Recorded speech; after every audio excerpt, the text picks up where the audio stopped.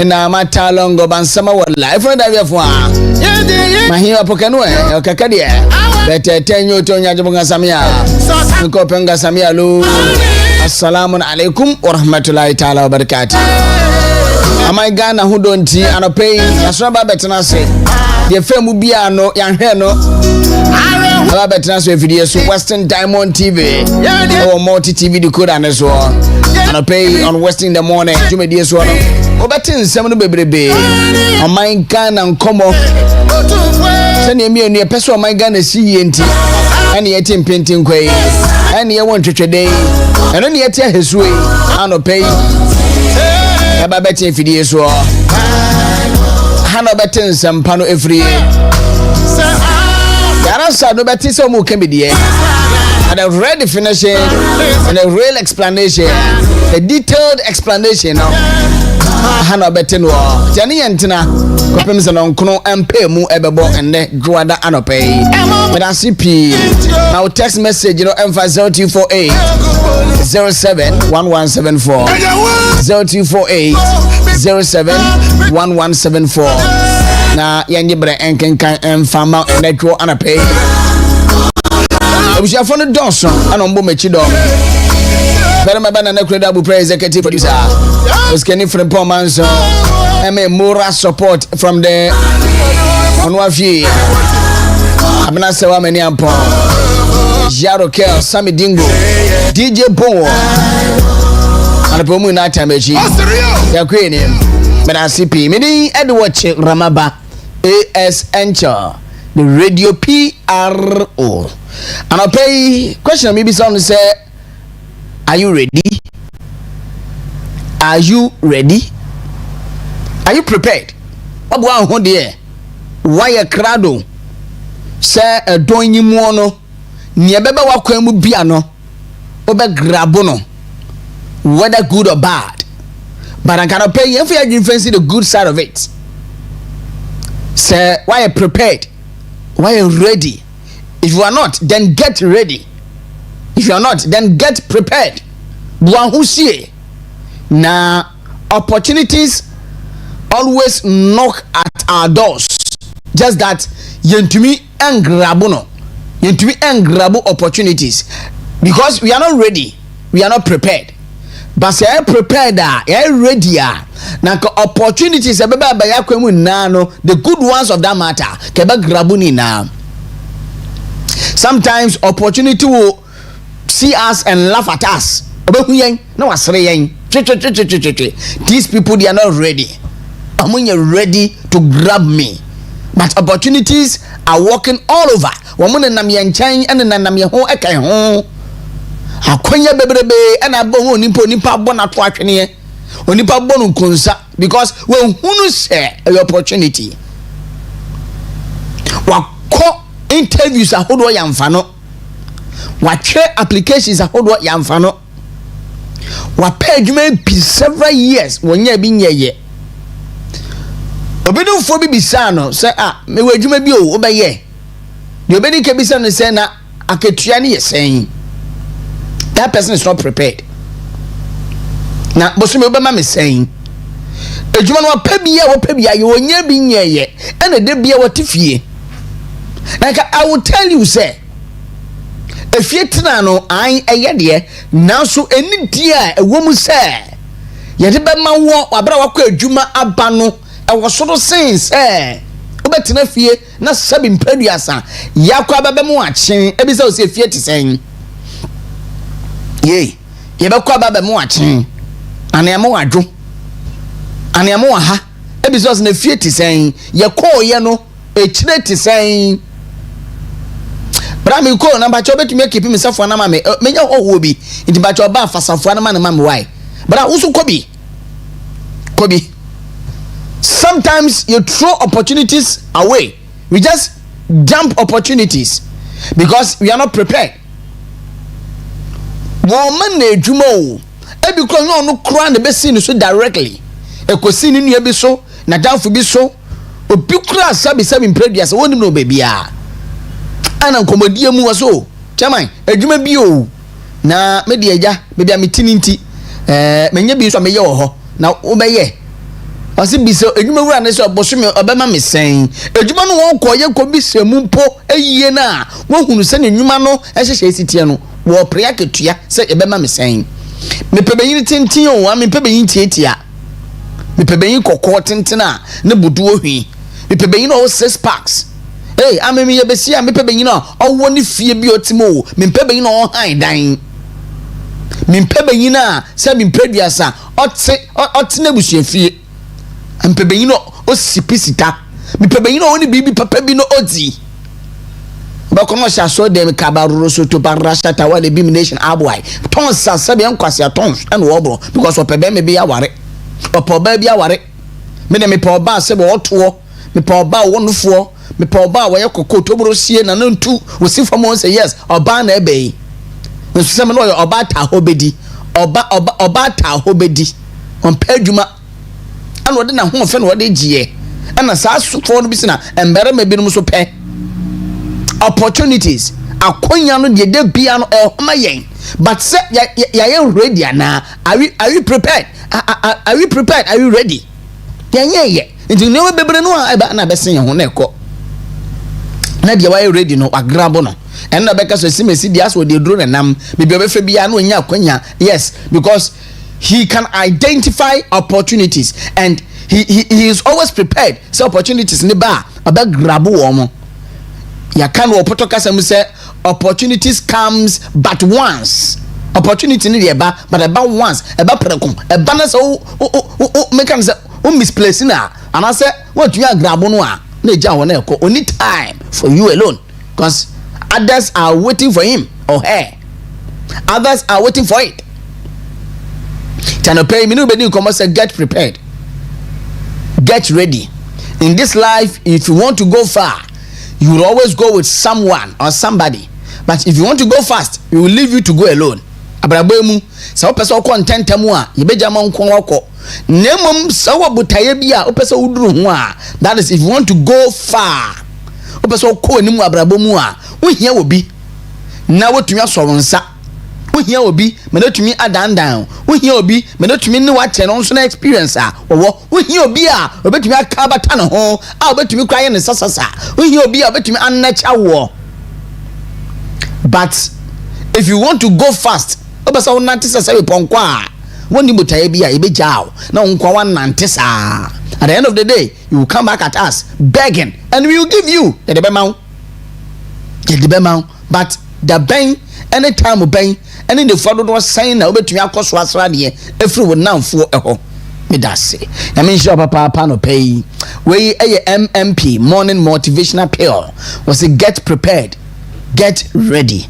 Mena sipi arapayanti se nkomomu na ya hwani ya obade yakropon de yebewie ena no Thursday ena NPP amanyokuo no wo mo ekọ sign peace pact yakase peace pact a chese aspirant enum 5 aspirant no that is Yewura Kennedy Ohene Japan Brian Champon Dr. Alhaj Mahmoud Baumia then of course Yewura say ya edutrum na engineer community Japan yema omo akonya no se wono mbamba tenase na mpenifu a wono party ni mu ene the presidential election committee no omo nyuma omaye na resource papa wono nya no ye na yentenase na yemfa enkrata bi nguo na entiase apamo no yemfa ensanhyase of course uhunu niam bebrebe ana ekoso ewo eye peace pact sign no ase ewa Lisa Hotel and crime last Thursday nti ye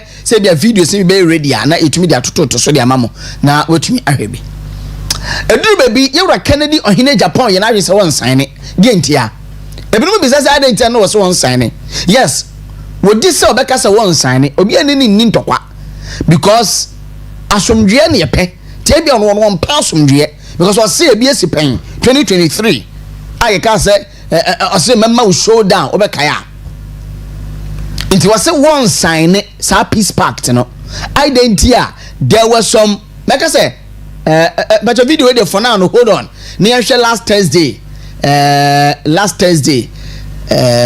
is peace pact signed last Thursday no video class say me with the edited one say I don't know well and you know Thursday no was one sign All because I will and I won't. The phrase I will and I won't. Bibisa, sir, baby, you should accept. Say, wait, you defeat too. And you also can say, we won't instead of say we will, and now we will instead of we won't. And want to say, fine. What prompting pen for? Yea, what prompting pen for?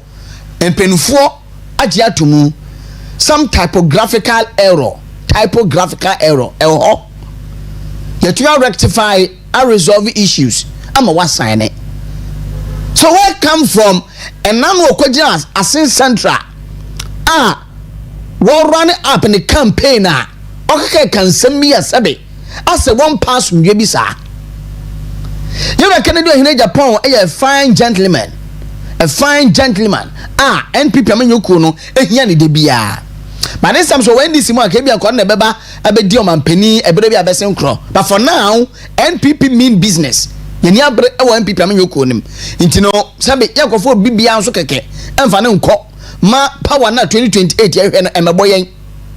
Into all the other say, Ujian for now. But as some general part in the pet. At the election 2028, you know, and then yes, you're a Canadian in Japan say, but make us say by virtue of party, no, and first dear when you're free mono, when you're free partner by Ben mono, and first when you're free mono, one share no kake, no one jan in some can you be, and then in Yama Yabi Mua, Sabi, and fan for so and fan braying. Because at the end of Kawas in Central was say, money the AC, and 9 years and the peace pact. One way go to PA the crumpono and can say there was some typographical error. One way go to PAD and one crumpono, one way go to PhD and can no more go to ascend on PIM LA primary certificate. No, to me, we say a problem. I want penny if I say Canada in Japan. So, could ascend on PIM LA primary school certificate. Yeah, want to defend your man penny because on my business, no, on my penny business, no, a big task. And we here say, baby, I go piano over to me. A man who do it to me think come up. And she ascend on PEM LA, the certificate kuta wono.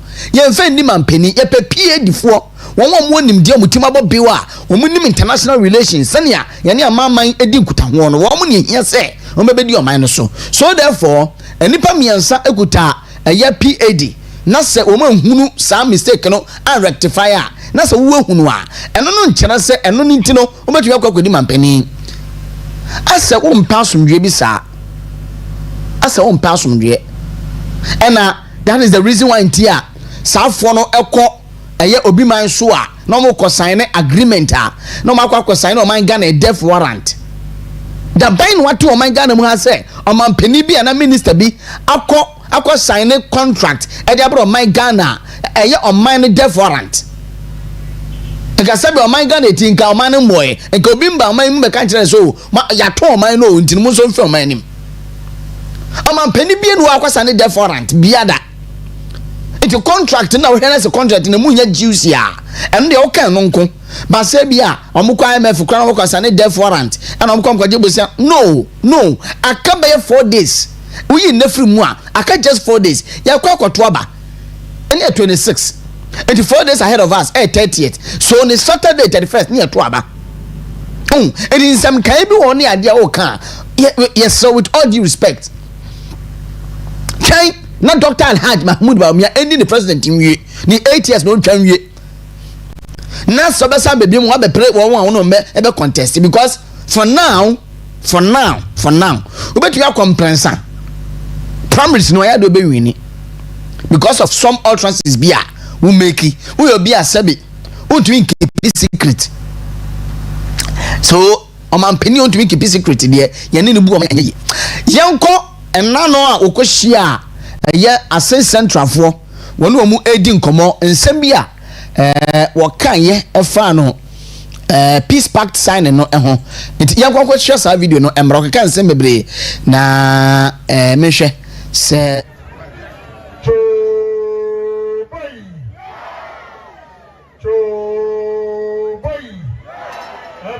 People say yeah. And people say yeah. MPPO, yeah. MPPO, yeah. So wait, I say Central, Mumon say, Oko Kumasi, no so Okoto parts.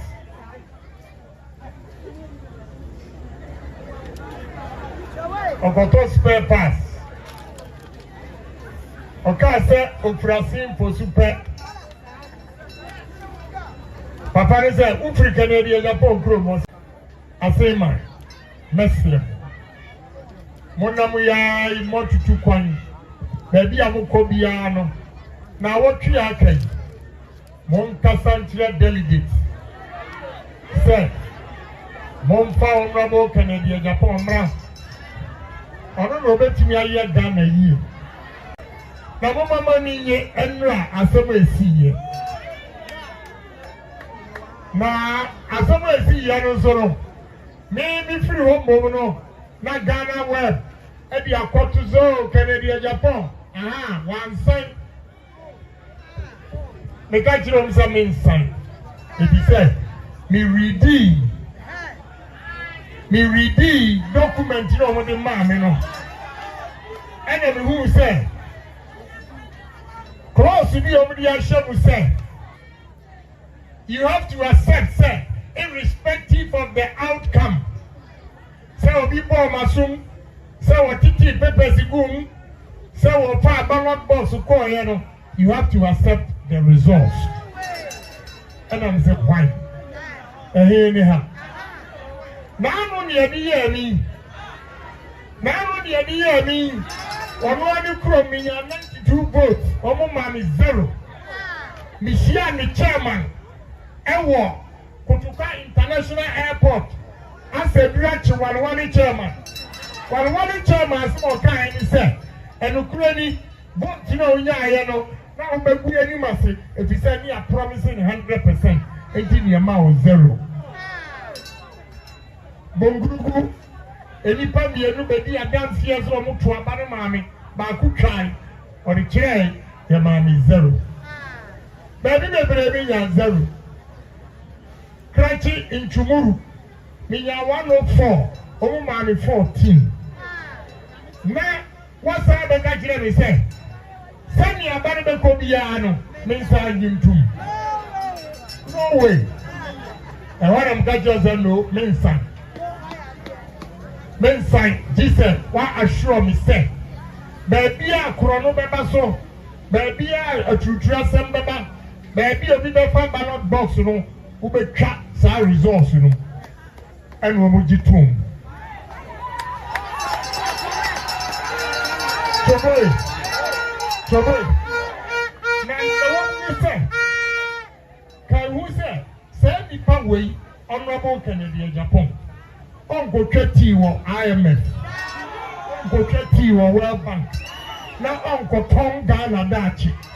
What did any prefer bedroom thinking? I will say contract, you know, about one in mind.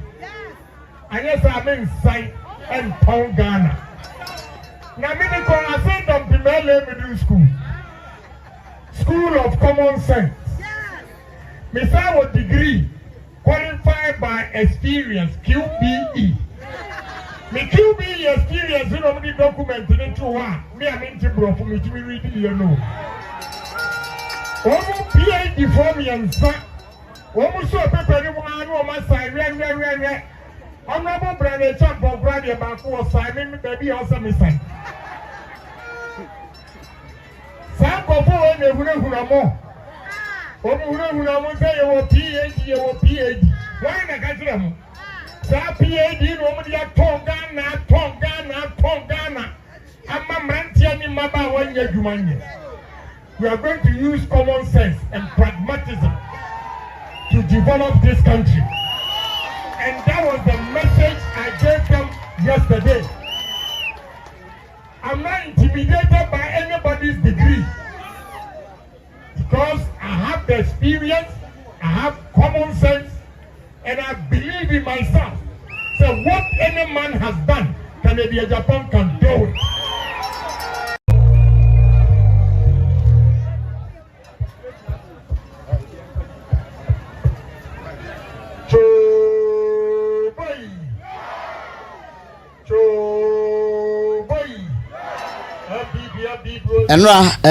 Enrichi, I think it's 3 days today. And one ne man for a share after signing of the peace pact, you know, in Kumo Kodi. But when him said you were engineer AJ Japan, and so Abba reply no. Engineer AJ Japan, Abba reply Canadian in Japan say Maza. I didn't know what saying, you know. Mr. Gibian, it's no, we won't, you know. I don't know so ya high who do. So well from Sansan Samubia, Unamwa Wokika. I don't know emphasis from Yumum and Famba. But first your trims was in the peace pact.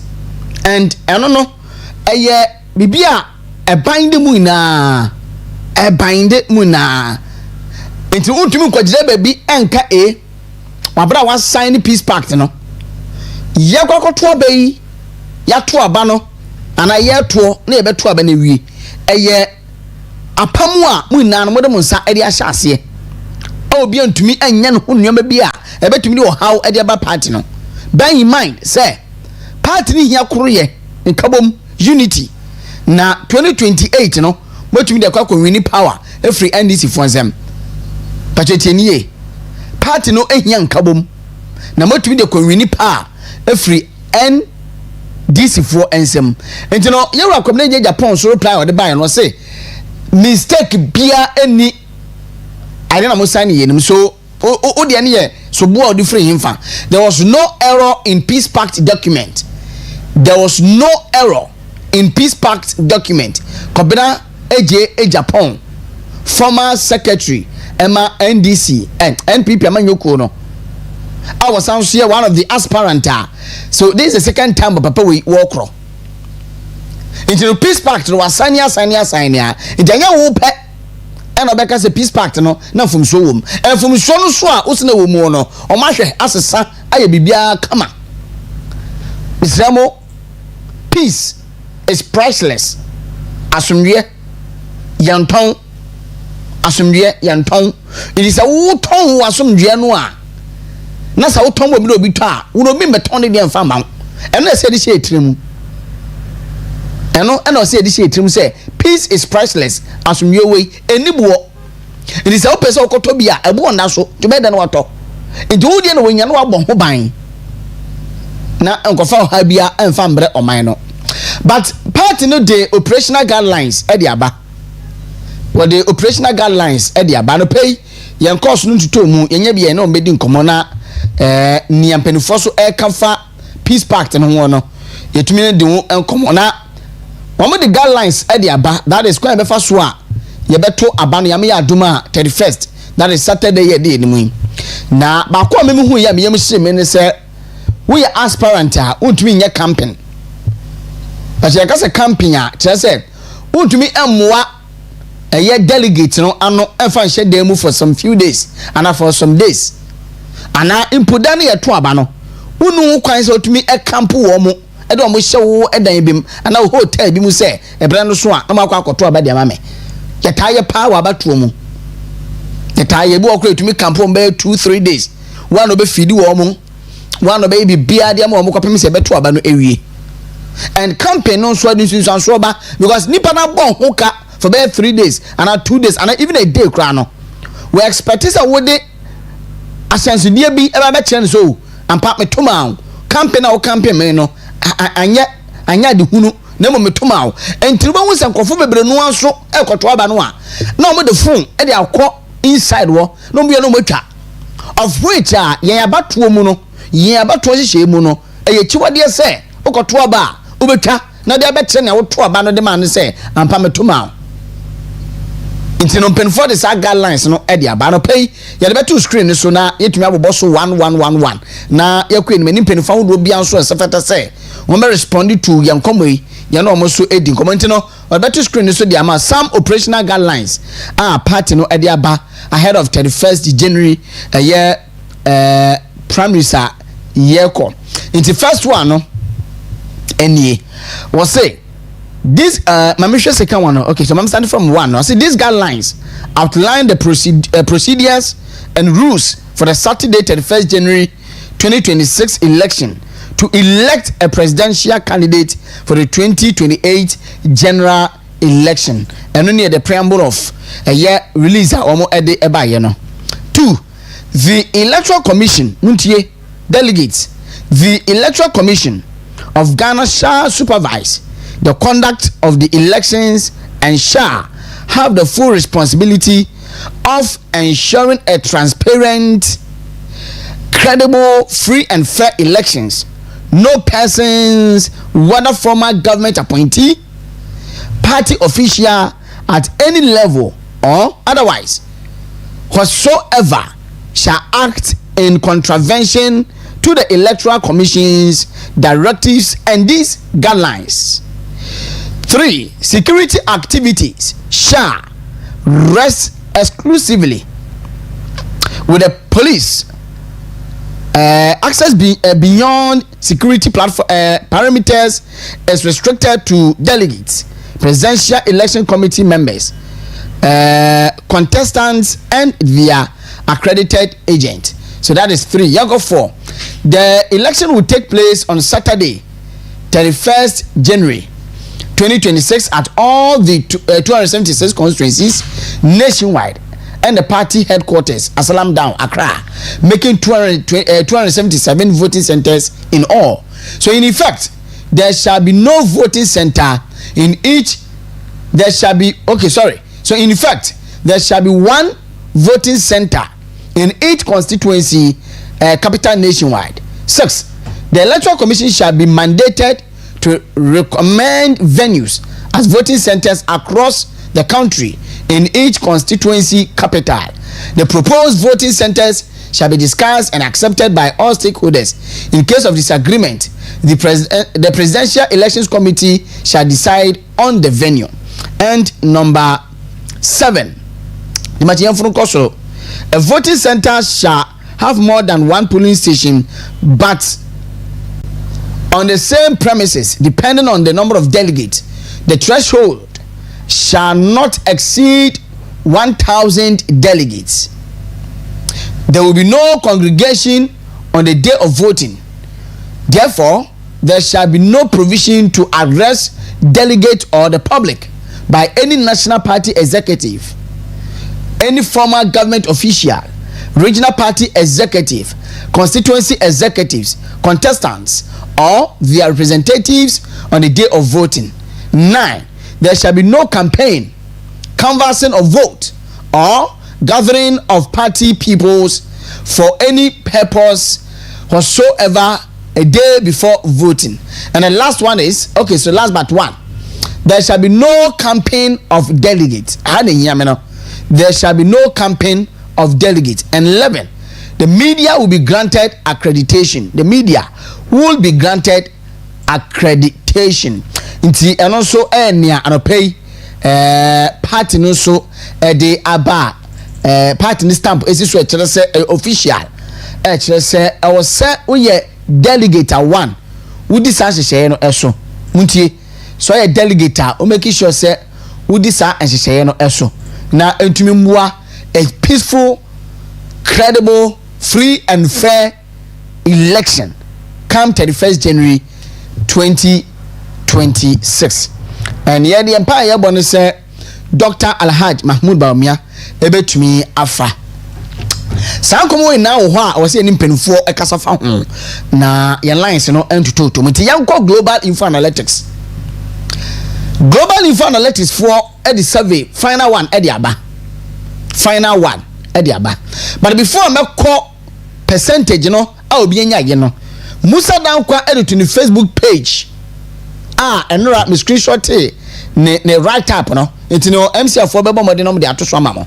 I say insight into the mind of NPP delegates who are undecided or not disclosed shows that 22% of delegates who are undecided believe that a second chance Musa Dankwa a pollster obi a yes survey.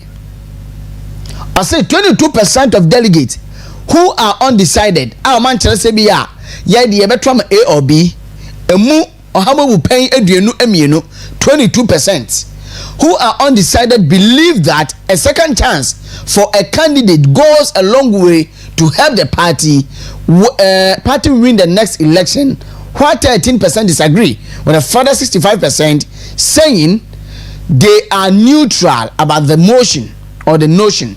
And you know, one will say, one to A or B, just say, 22% say NPP ko nom koto Obama kandini bi na so kwa general election na sa anfa ma no a yansan ema na akwanya biem second chance yema no akwanya biem second chance because onipa bia o wias mu bia no deserve a second chance onipa bia deserve a second chance emu 13% say that be ya de se ekona so anfa ma no a yeyi ni free wo ba no mu wie free say 92 NPP share bibi our 92 ebra ye wa abet edubu ahen amode ne ko 92 elusu ye do history che say before 96 elections no na papa na kro no oyare and before 96 primaries no na papa no humfa no intanya party na yi ne eto twene ye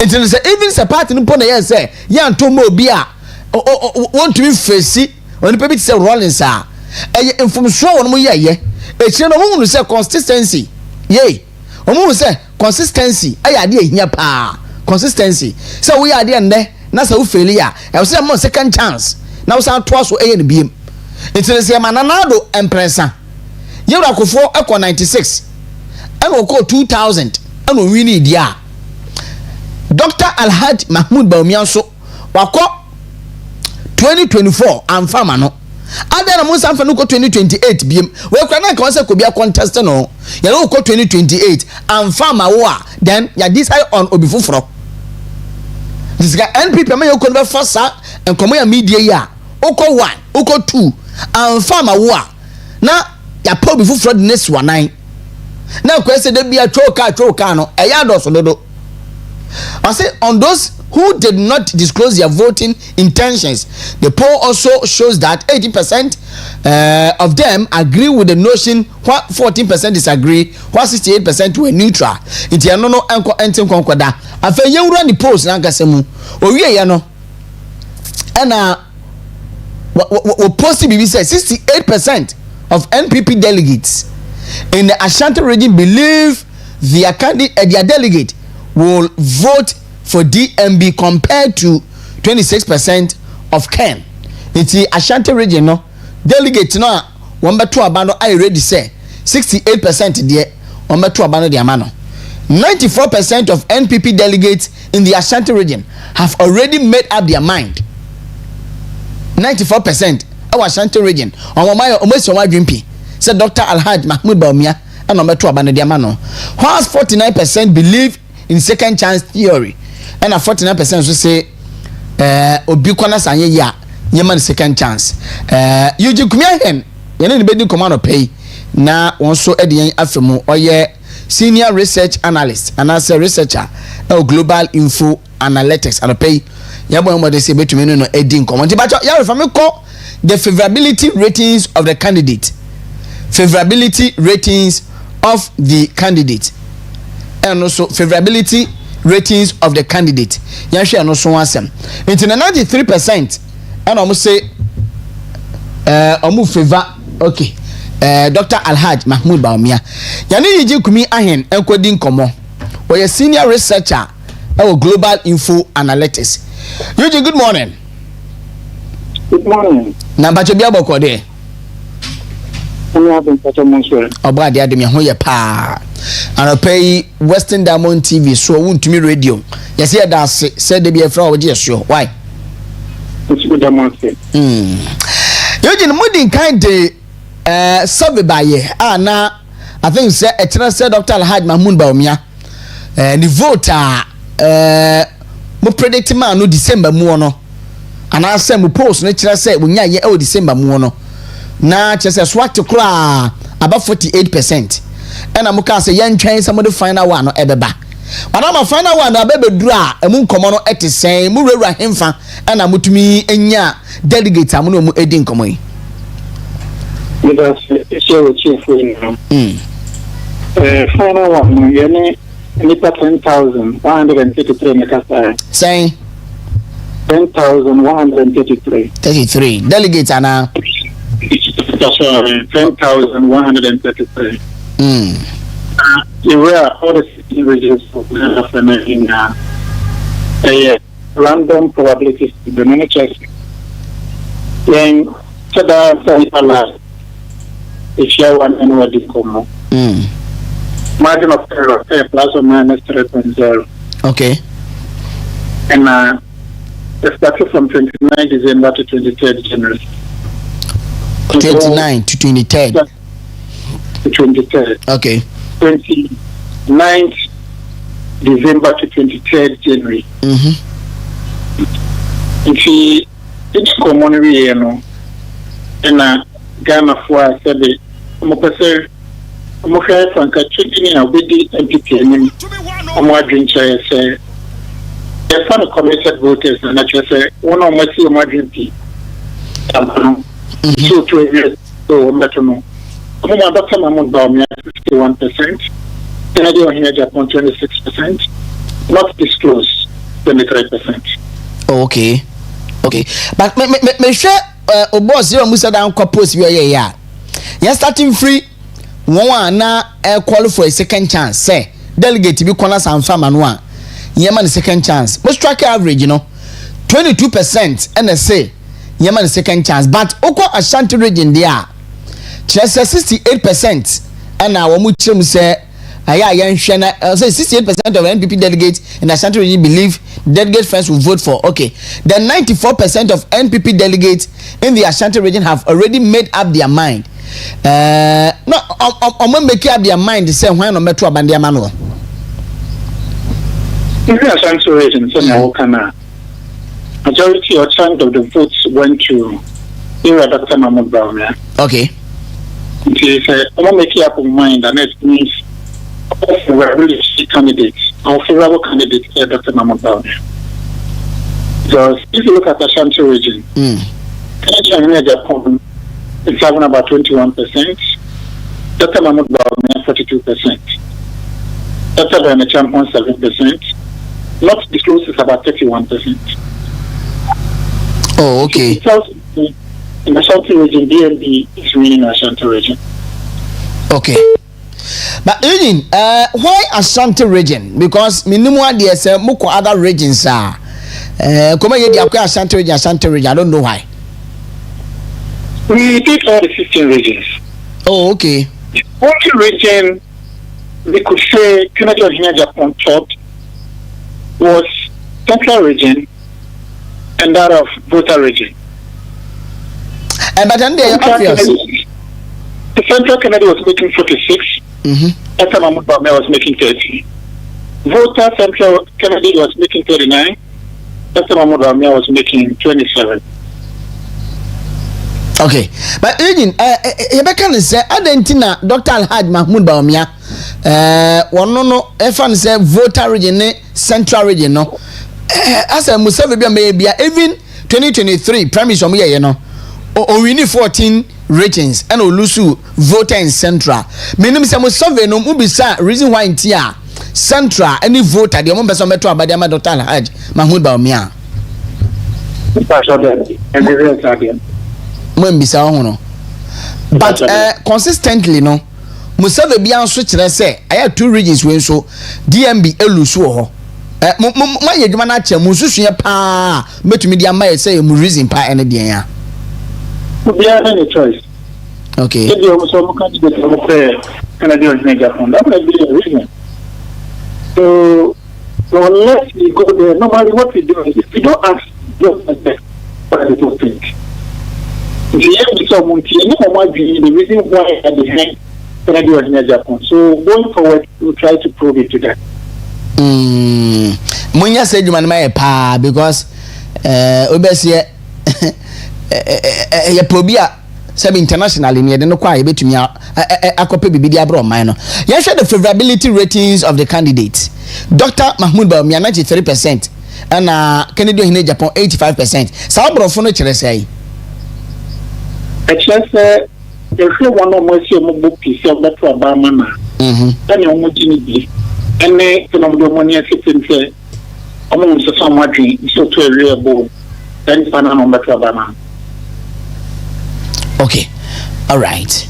Now, for you war a year presidential primaries prediction Nankasa 57% for DMB, 28% for Kennedy in Japan, and others are one aka. 57 ni Mekaisa Moye Bakubi proud to 2023 dear no. On the same figure.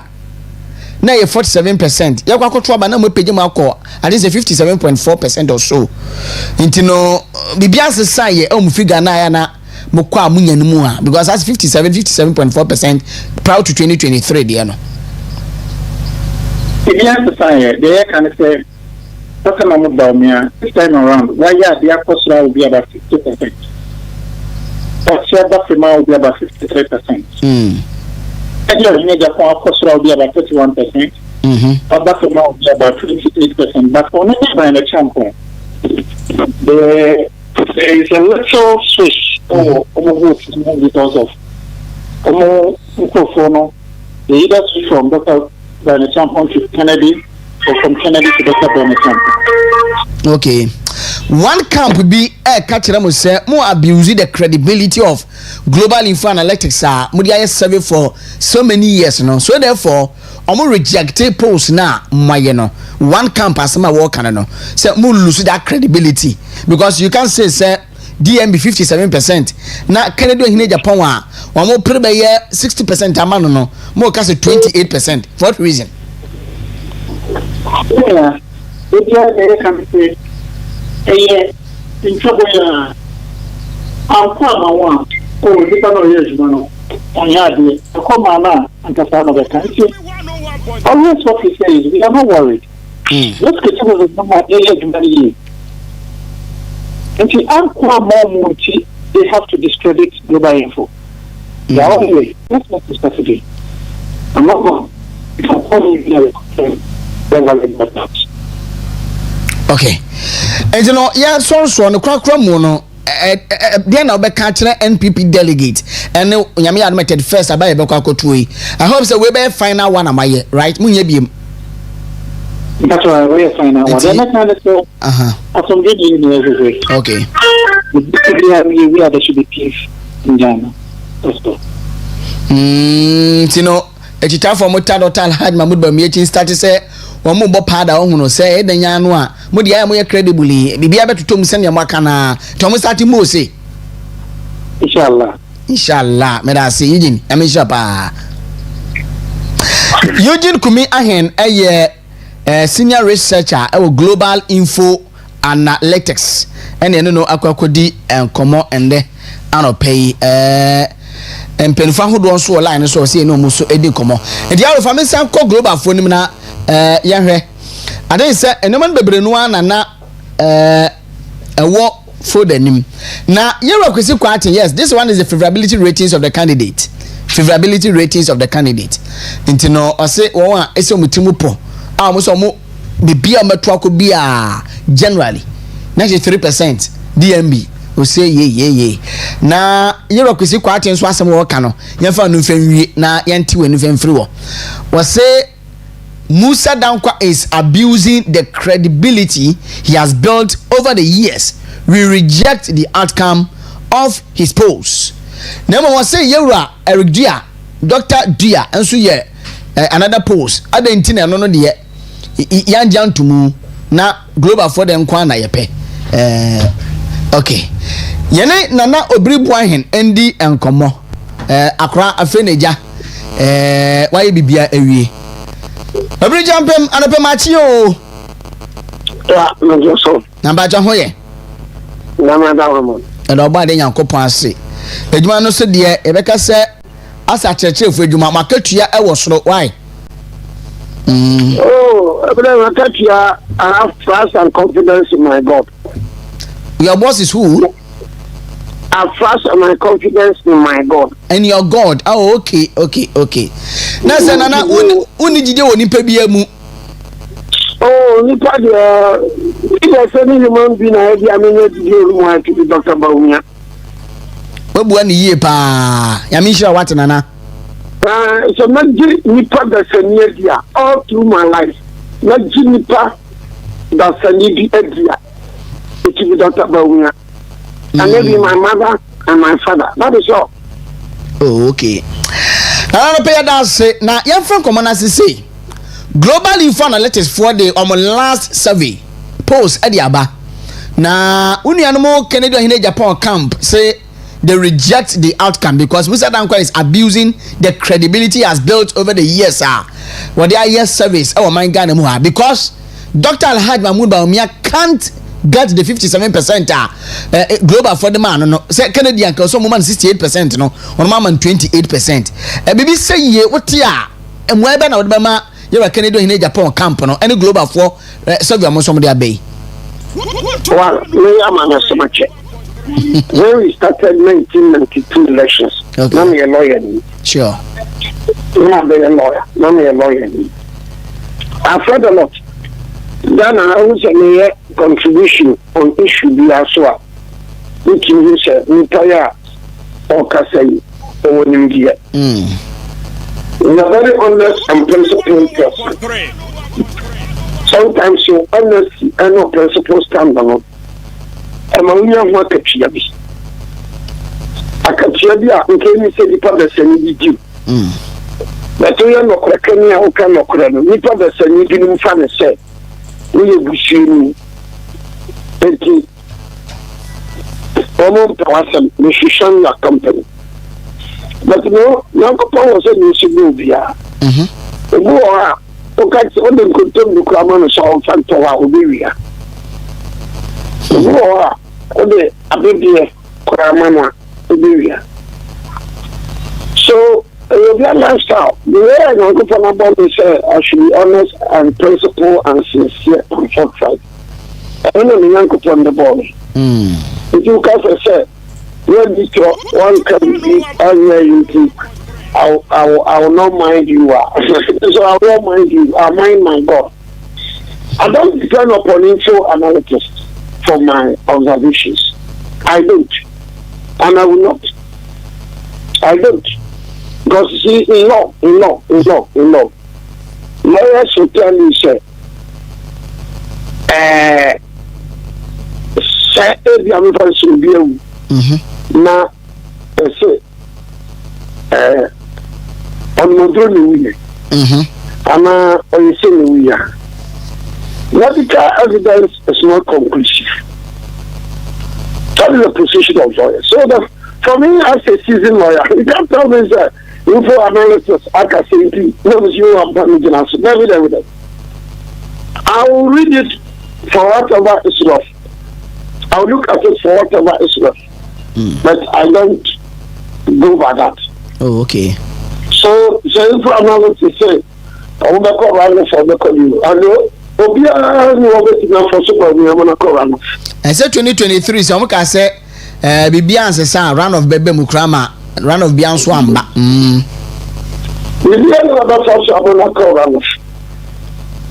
And no, in 2023, I said the same thing. Okay.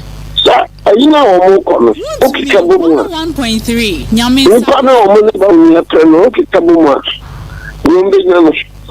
And nobody half crap. It came to pass. 11, 207, Castle. To push out of the far. Yo, Saka was a minister of state too. Hey, this is the other to be almost killed. I don't know in trouble of our machine, oh, yeah.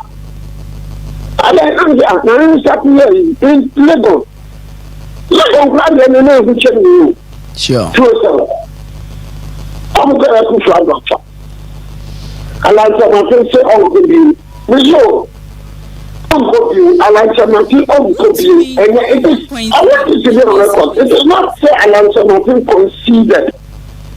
Sir, and actually from a good the truth of the matter was that Alantamati realized so Mukasa Omo to be what me vote to go on the first so that's it. Because you see, come on, when we are mentioned to be one and go for the too sure of themselves. It's when we are mentioned to Alan, maybe the devil flew or free grounds or coy. When you talk about break, then remember that or something for I could start to bring any Michael Craig supporters and we're going to vote for a good father the second round. Okay. Damboke had most of the man or something for. One they were going to support us and going to vote for Kufa. So, Nana, is it that who need to oppose mu and I say global Diano, why you're not? We saw that the oppose. Post and Cassani in general, no need to deal. So, now Eric Diaz, Dr. Eric Diaz, what the Canadian Afro Australia idea, and also still now, no needs idea, no. Mate, so you see, okay, to move about with it. Just a wild ghost chase. No more, I know after the primacy, no people don't want to Prah or my council. After primacy, I'm not presidential person in the woman of my council. 1.3, Yamin I don't know the kind of answer. We can, I think, we make effort. We can say, other or exercise, they can say, look, what we are. MPP will be formidable. Sure. Because you see, the problem you show, the natural, so the for natural for, there's some criminal for more, young MPP, they are an MPP, but because of their dislike for the they root for NDC, and so we almost have only MPP for. Every also Dampa. Abua Papon. Yeah, I still can call you when also Dampa. Good to me. I can work with my current communication director. Please see what political party will make also Dampa communication director. Also see what leadership. I can work with my current communication. When people were asking for administration, I went on working on also Dampa. I was the deputy general secretary. I spoke against that. We are not committed to so now go for a down and do the blind never to the purpose and we are not yes, do the beer. I'm pretty unwilling. So some of you woman no good no more women. Woman no more to be outside no more less about me. To me, 101. Very well. So, what say? We can from PhD from pulling down natural from because of a problem now. Hypocrites. The FTP system will flush all of them out. Okay. Very well. And they will build a very strong, formidable, committed, and dedicated MPP. Nana, my member Muhana, and I know tells your question a peace pact, you know. IGP Kasa say sent to be 70 policemen. Emma and they partners with the operational guidelines. Eddie Abase, Omu here any other security bia, even internal security, Omu here bia ho. Yanfi a fan share the police numu, any electoral commission mu, ne nkoma hodo bi nso a Omu didi ya. Na ade abakwa of course peace pact sign numu say, you reckon do hina Japan. Well, say one sign it all because some discrepancies be. Emma or send your more rectify answer.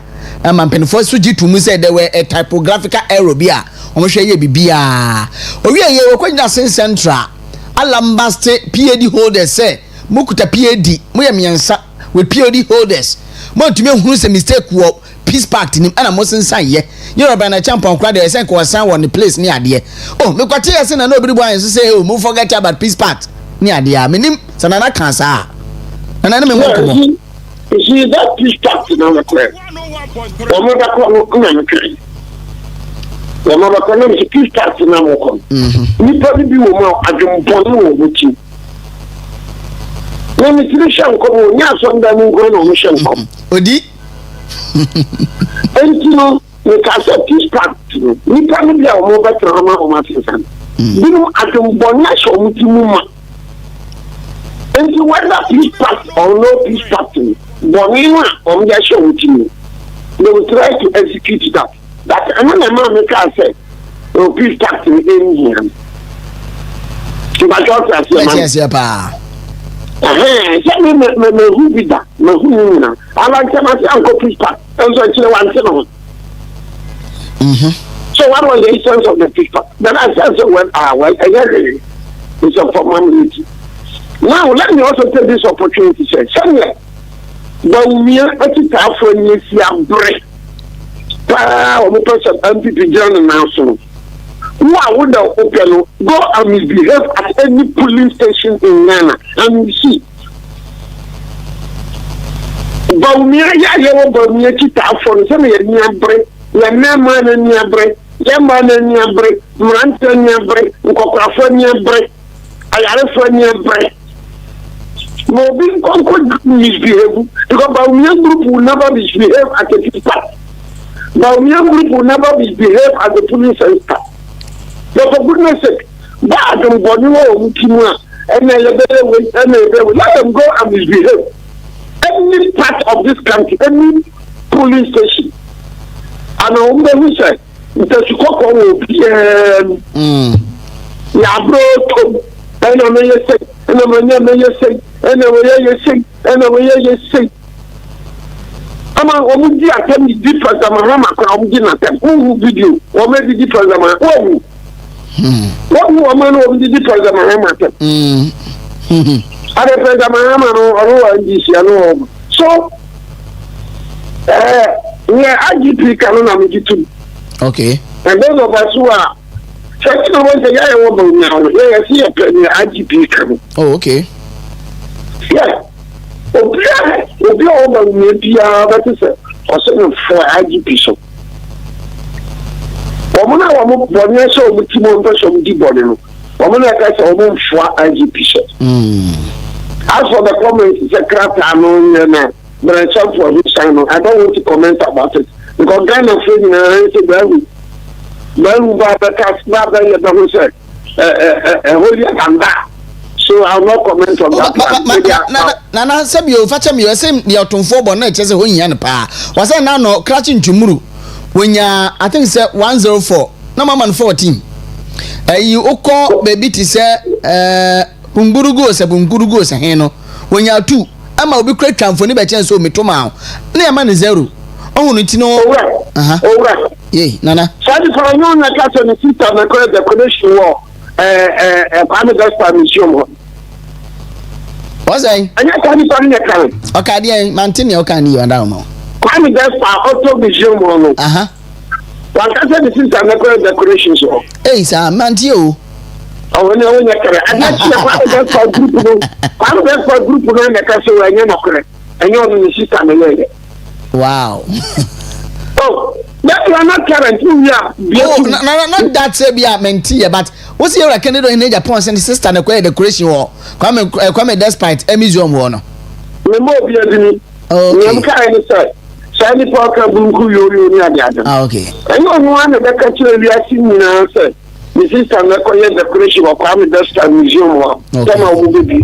I get Kwame Desta ni wana kasa ni no kweli. Okay. Oga Ghana fani abre. Ghana fani abre papa. MVP fani abre. Okay. MVP mi tu wo mo fo. Some people who are Mukosi, when the gun is Kakosi Cathedral, and yet appointments will concentrate more on Asante and action. And yet, we appointments with our students are all happy. Remember, Montpellier, and yet, because some Montpellier come on here to work, and there was such on sorry, because we didn't need to. Education is sorry, you know, the work in the city. And 2 years of and yes, and African politics for the bear completely. I think I said, would the free senior high school, but why are there about a muscle? One man, senior high schools, infrastructure, facilities, why are there? None of it is well. But on the other side, so we may do all yeah, I'm calling. Okay. Because I said, everybody better. Everybody about money to somebody. With the Korea. Okay. Appointment of any selection of parliamentary committees. No, according to who is who just cannot delegation now. No matter about you. And I mean, you're first empty. Because all years cannot be you are over the elections. I'm from Mount. And people lost about 50 seats. Because no crime in America, no vanity. Very well. They said they need to drag in your to pass me a prophet. Yeah, we never be a prophet. We are honest and sincere. Okay. When you ready, me chipon, Yankopon. Matthias, yeah. National, you remind. And so, a Christopher in Subanity, a good feeling in class on that. And I'm here for a Christopher and lawyer for me, judges, and police for me. Like you won't pay for being Subanity. A man sort of calling them a combo. No, but I'm very honest. Empty to co-position. No, I'm one woman of a moon. Who organized it? Yes, organized. One woman of a moon. Uncle Pon, a blue baby, and Uncle Pon, so the passion. I mean, who did you Uncle Pon? And I think that the entity is organizing well. And luckily for us, if a bonnie and I don't know about me, but you can be asking very fully in any part. And I want to give a fancy chef Jimuna, and somebody did baby nanny at it. I guess you're boss. Fully in any part. Oh, yeah, power in impact. Because I am the only person in Ghana, MPP Pena. My electricity, MPP for a was so we are, because the one who shows them, maybe any person, maybe you are assassinating the brain, the Chinese, the buyer, he was slim. What slim baby out by a crab? It is all slim that. Now the living conditions are. So now go only say for very long for because standard of living over there I will from. Ultimately, who can say what someone who are coming? Who did say what someone who will do matter? So follow no matter what that is our Bagati, Guruma, Casino, Mantana, Fafra, Bonda, Bagomba, Nanumba, Konkoman, Bimuba, beyond the capital basin for. Now, beyond that, for this tradition, from the Northern People's Party from the 1957, Abwa UP, Abwa and a Progress Party, Abwa the Platform Party, Abwa MPP. And maybe about me, but I would always see you. So, besides them, who are catching any part? Okay. Should I mean any part? Should I mean on any part? Any for Yaman chance in Pin. Or I can mean. I could follow Yaman chance of them person. Or I can mean. Once I see a million about your control, you know. Obama could probably the own tenancy. You see the moon. So, times of shoe. It's a good. I am sorry, said the Buyafu. Neither the Buffy. When somebody said that you were looking, I'm a Ghana catch a formula about 40 Ghana for the other woman Muslim for other same father day. So, father day. So, father, you will do my other day. And a more farmer of the Mom Christine or Yesini, Mother Manoa, Christasi Phantom Mamo, I can't hear no more men and Preman. I see a broke off from 1 minute to from Prah as a person. As I said, one with the man than Preman Pransano, the Brevania for the Blount is a man for the Poker. Yeah.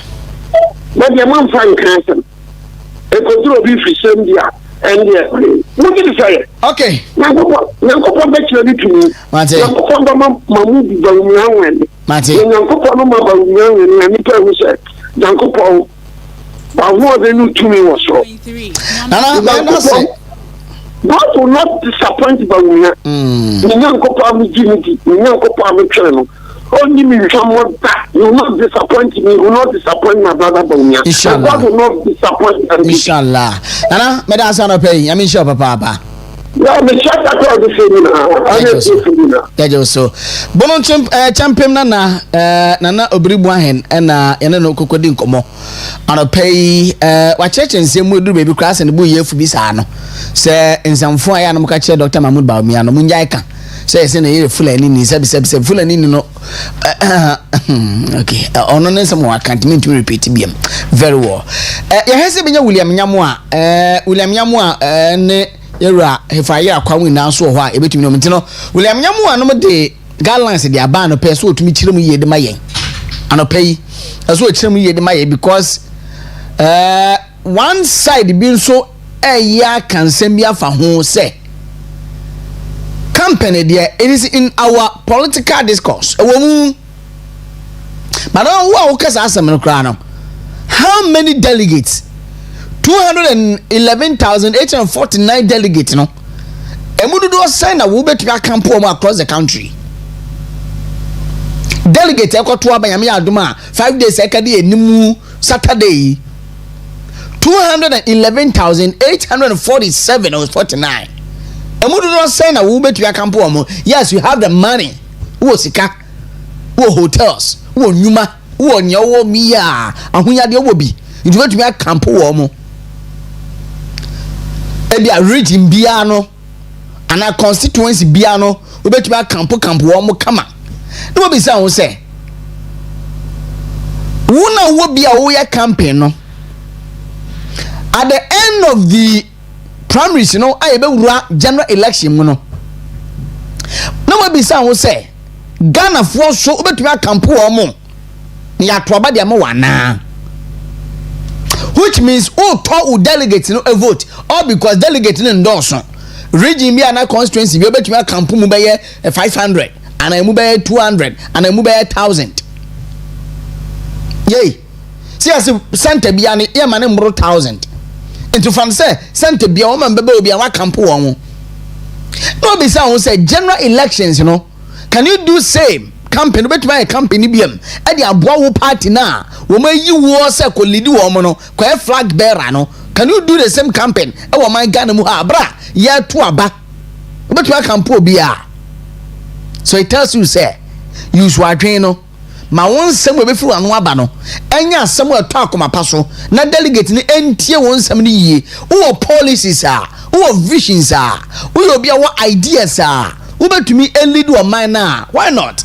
But yenya nte ideas bia vision bia unya fa any policy bia meto wo say empo asa wo president flag bearer no yame ya do na wini a ne obaye de abo man Ghana nie ana even grassroots for the delegate na ekoto abade ama wo no wonu hwade hu na wo enema wo mu nie onka ba ku sei ekome daya guda haka onka ba ku pose guda daya onka ba ku mpo ana the piano insults and attacks on obia or vision or ideas or policies wade be bo man akodanim sai nimpa no your mind bofo ompo man yie such a character your mind before man ye na ka wo furu simpie no a wo kasa e de a kire wo so supporters no ana wo mo betie wo no wa ka kire mo se oh me so me ba e bia na achama ba bi Yusufu no we no me ba achama ba phone ma upgrade na ma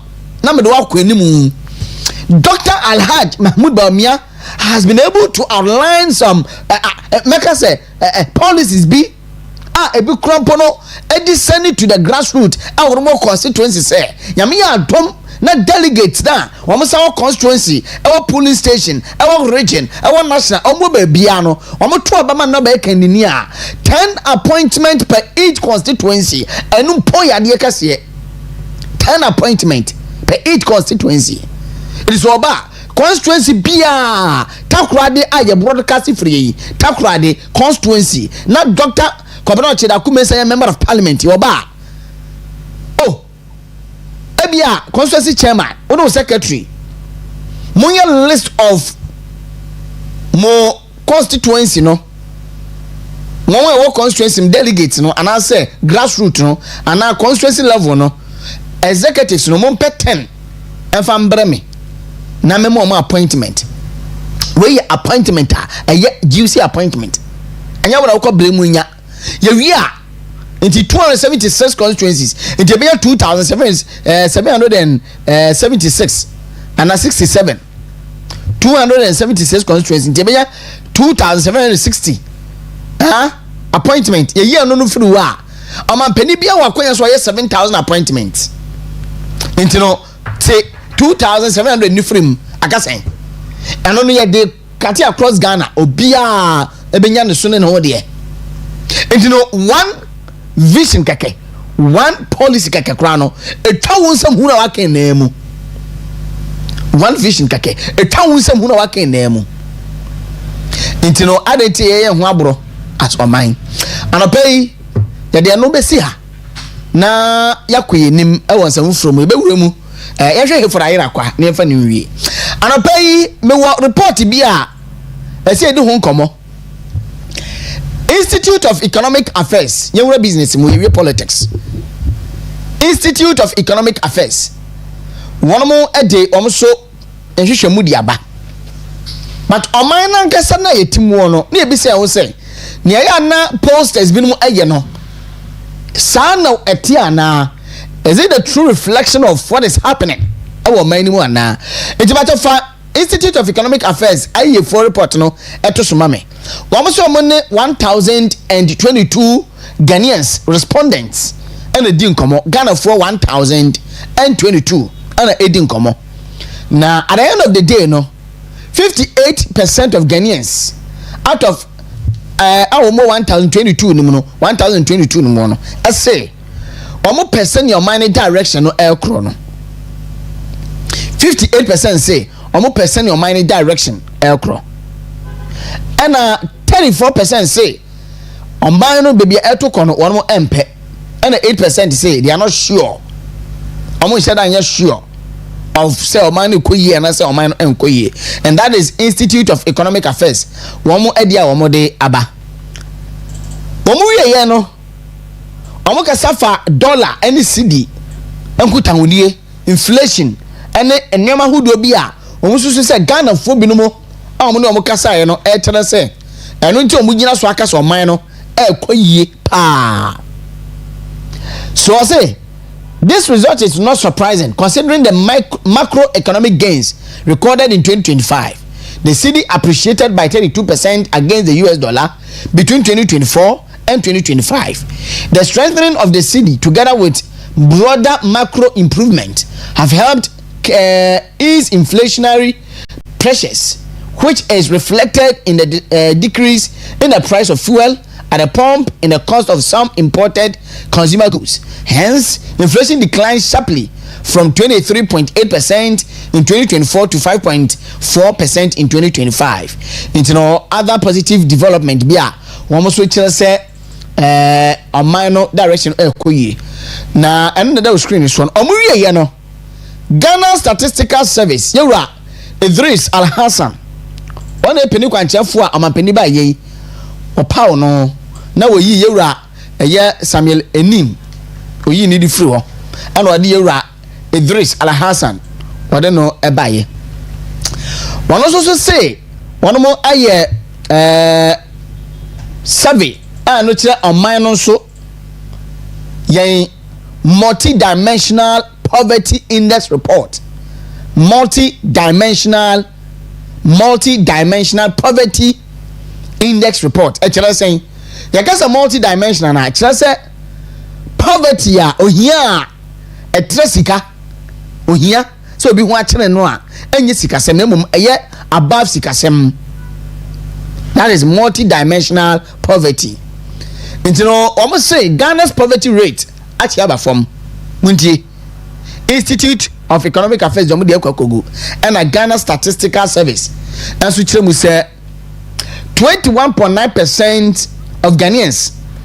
Ano meji tu say no 21%. That is poverty rate at about 21.9%. In 2025.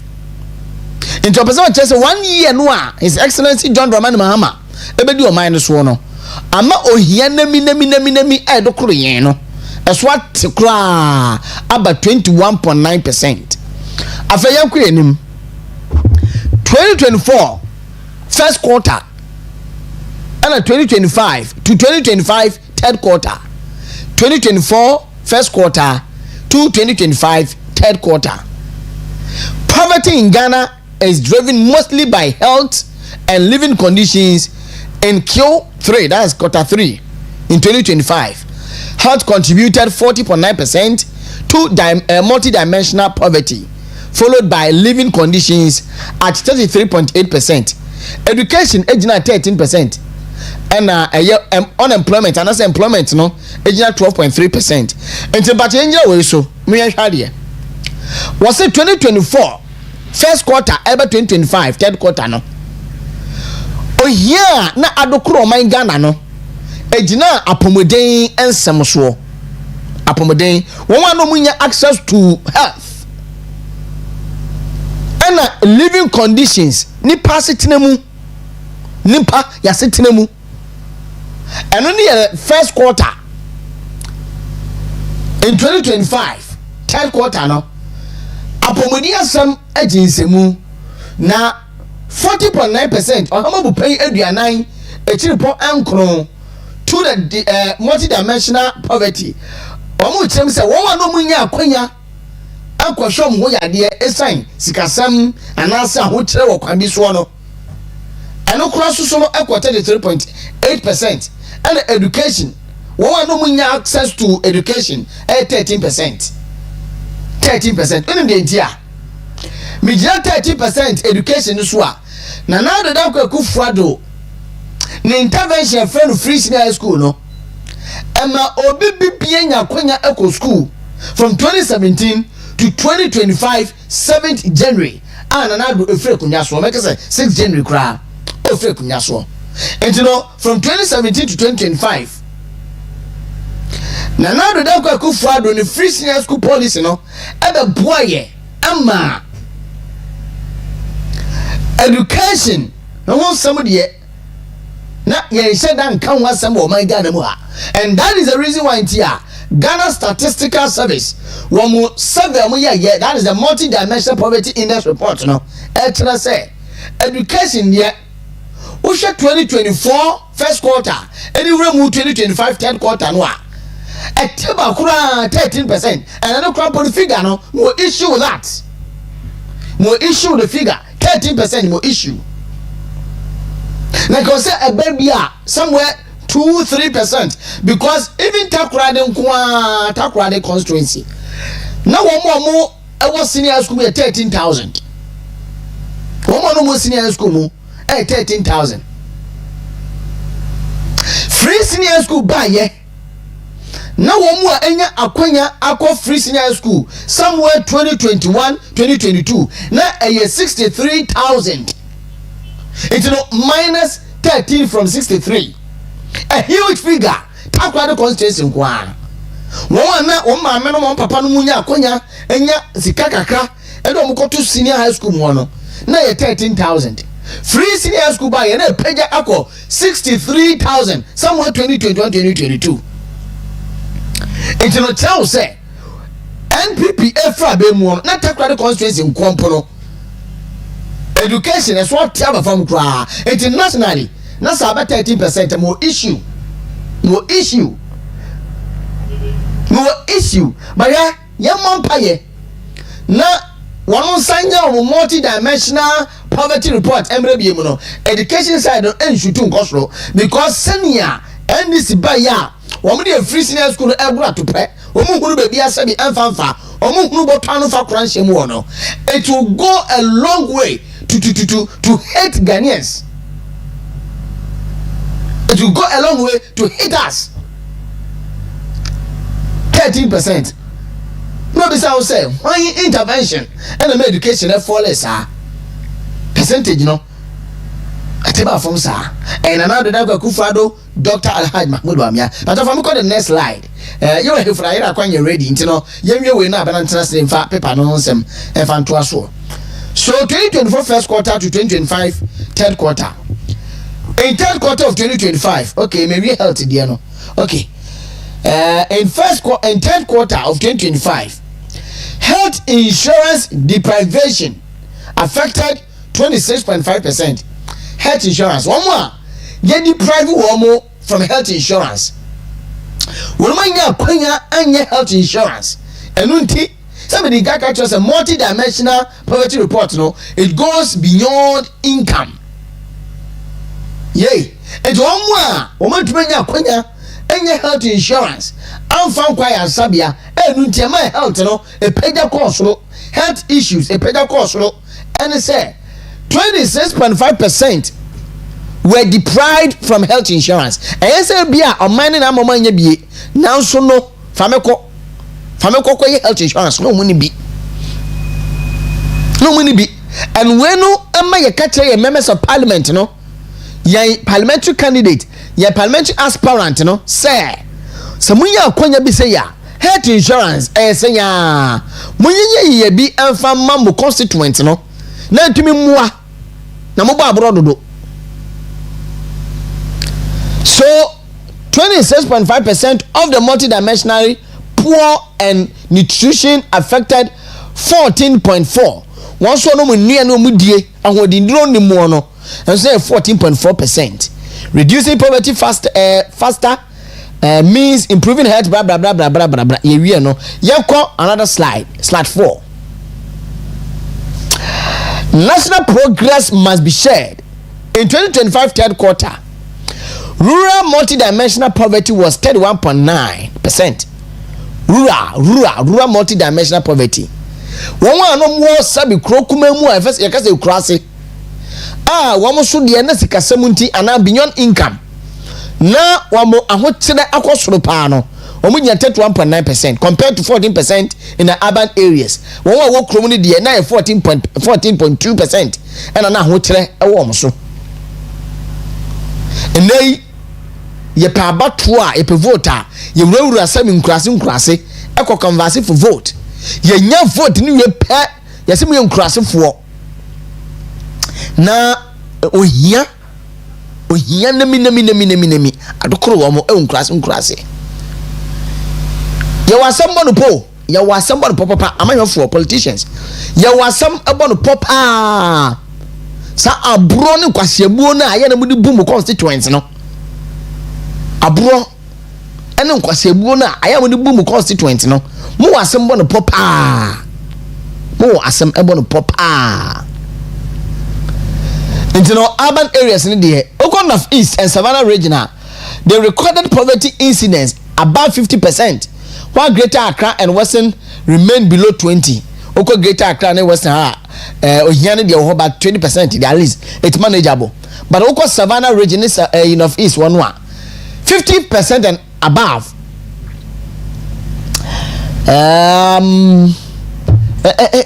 FNC. About indicators near maybe one abrabu mono and on Mudoso. Best say, send your Ghana Statistical Service for Ayadiabano, Manenswa Mamma na yembie muma afufro so enye bi na worom endi. Very unfortunate say the course no be na antum but any problem etasi ene Monday na watch for us and obia pentem na wetumi akwakwedi ne nyuma. Nti FNC a na yenda ye hombra ye ba mene abana sewa mani ampon ebeto aso na ye de dobokrata mo boso no aba right from there no and now pay your big surprise be emma yahefo yewura asiedu kokro ebebe fie ha ne no na ye 1-on-1 ye he aka 5 days ye kwa koto aba die no nkoma hodo a oni ebedie ene mpenifo so peace pact omko sign ye etira asem ene party no so new constitution no enhihia wura mo de wura mu a ebeboa ma dodo na tumi ato aba ne bie no gidie ben no wo se ne candidate and they wo ba beton no obetumi enwini nyame ya aduma Saturday a na die ne mutumi atwa homra na yemeto aso ha efama medase p. Good morning. Choboy.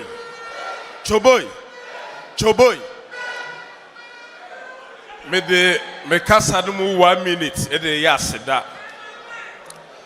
Me din kada me regional executive sinyina se sanso ana me da me constituency chairman for and the constituency executive sinyina so ase na mababeda coordinators any polling station ni council of elders ni patron fo nyina ase na we di ayaboso de mabo Dr. Ayu Afriye mabo abaso ekwansronko so waya ade se campaign wahwe machi ama me ye papa woni wankasa wunua calling team ene mia kasa special assistant Eddie ene aboafo omuka ho nyina all the team onyankopon na me de da mu nyina my second vice I love you onyankopon hira mu nyina de tosu bio ene se aba ya kwakoto no 31st no enye obi a waboa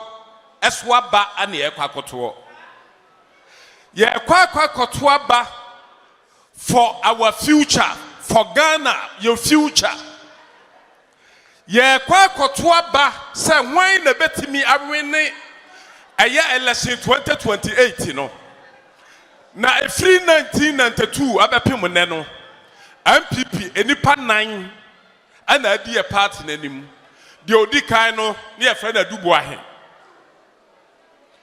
ya ko 1992 no ye MPP for the age to musa ya win but ya fama no enunti ya fama no yare beka no yare beka no 1996 no eno so ana de otoso mienu ye wuraje ekufo esoso ba 1996 Oba 1996 no esansa no odika ninti ne nsanka 1996 yewraje ekufo oni yewra Rollins na ko abato no yato wie no anya 39%. Aya 2000 elections no na nya dia yewra Rollins beko bio enunti yewraje ekufo 39% na onya aye no na nya ehunu na se na nya kwa eti abra na yewura aya atama sa wanya ne ba bi ko onyankopon fa de krasie na wo ya vice president yewura Rollins ene amma dinigina NDC fo anamu no ne je ekufo ko contest ye no aya 2000 no esanse na yewura je ekufo anya 39% ninti no na yewura aya atama so wono so oba bepe aya 50+1 ne yewuraje ekufo oba bepe 11+1 ninti no yeto abano ne yewuraje ekufo no awene abano 2000 sansuso ana yewura ayaje ekufo no abra oba beko in the morning on Western Diamond TV. So 0248071174 0248071174 ayo test line Facebook YouTube edino ayo Western Diamond TV live Western Diamond TV live Diana Pay omodiana ko na kodi echi na yemfa proceedings na so nto ho na hwebi me da Diana Pay abena se wa mani ampon atena se de bokrata mo boso ene de toaso na de amawo abena good morning emu bokode oh nyame adom yete asi nko ade emu boko ene da so wo ho ene da so vem top so ayede as a headmistress oh chade okeji was a KG headmistress for manners almost a chade o ya we omuta brown e free birbe na KG headmistress omu fi ya she suit ko school suit won hunu omu was design bisa omu shania menim say suit facha me was all the cramp was ayi bisa mbom e fene say the bo chest menim funny chain yeah say abana ye chain be friend chain na la na le ba mu edi am the friend me efi chain efe design efe opa me ana otoye me toy okay ti anye pam inside dabi otoye okay nice e fatal pa pem bia ma girlfriend bi na washebi onyaminto nsem na minto bi ma no ho no yes se unto ma oyere na utama girlfriend nyaminto nsem na toma no 101.3 and I say you are boy in disguise me had a bodia so oyere na wo mana Nyamishra na o girlfriend are be kwa akohwe dia. Nyamishra. Oh, but abransi normal o. Was Bible no, I think Isaiah chapter 4 verse 1 bia. Bie. Ewo ho. Bie. Oh, Isaiah 4:1. Bibi aka say emma be nson be so be na. Me nim ho nti die bie na yenkan. O sa wo Bible. Obetumi aka twi na. Me metumi abie English version no, but twi no. Ti Isaiah 4:1 me nim but bi ho. O de bi wo hu na wadane Bible no na abeba. Isaiah 4:1. A popular quotation. Okay. Inti Isaiah 4:1.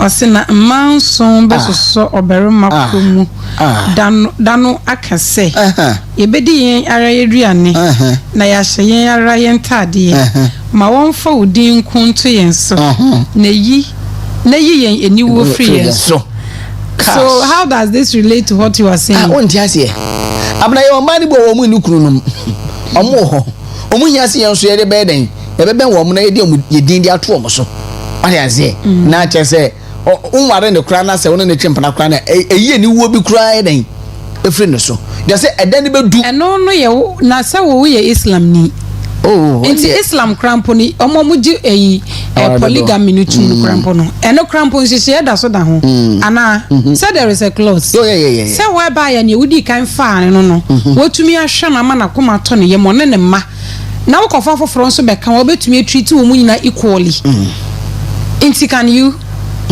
eno ni asem no nti Bible no ase ye kan sometimes ye kan ya yenti ase Bible no bu ye bebebre nti wo say ye ti ase we no ye se ema no na ebeba nti obe ya wo fasika na wo fasika akwa toto no mama no bisa ho se wo yere ne de te sen or you comfortable what obi ama na ansa na wo kotobi e de ama we ana enti ni nyina ne ya na close da ho nti se wundru saa fa baako na treat ni ye wonim se be ma se wo hwe wo yiri ye a nyame hyira wo e man kasa nyame boy esrunku what you say because onya wotre e bo nuoma nyina wieye ansa na wo be boyen because no nim say ye no we are special beings. You understand? Inti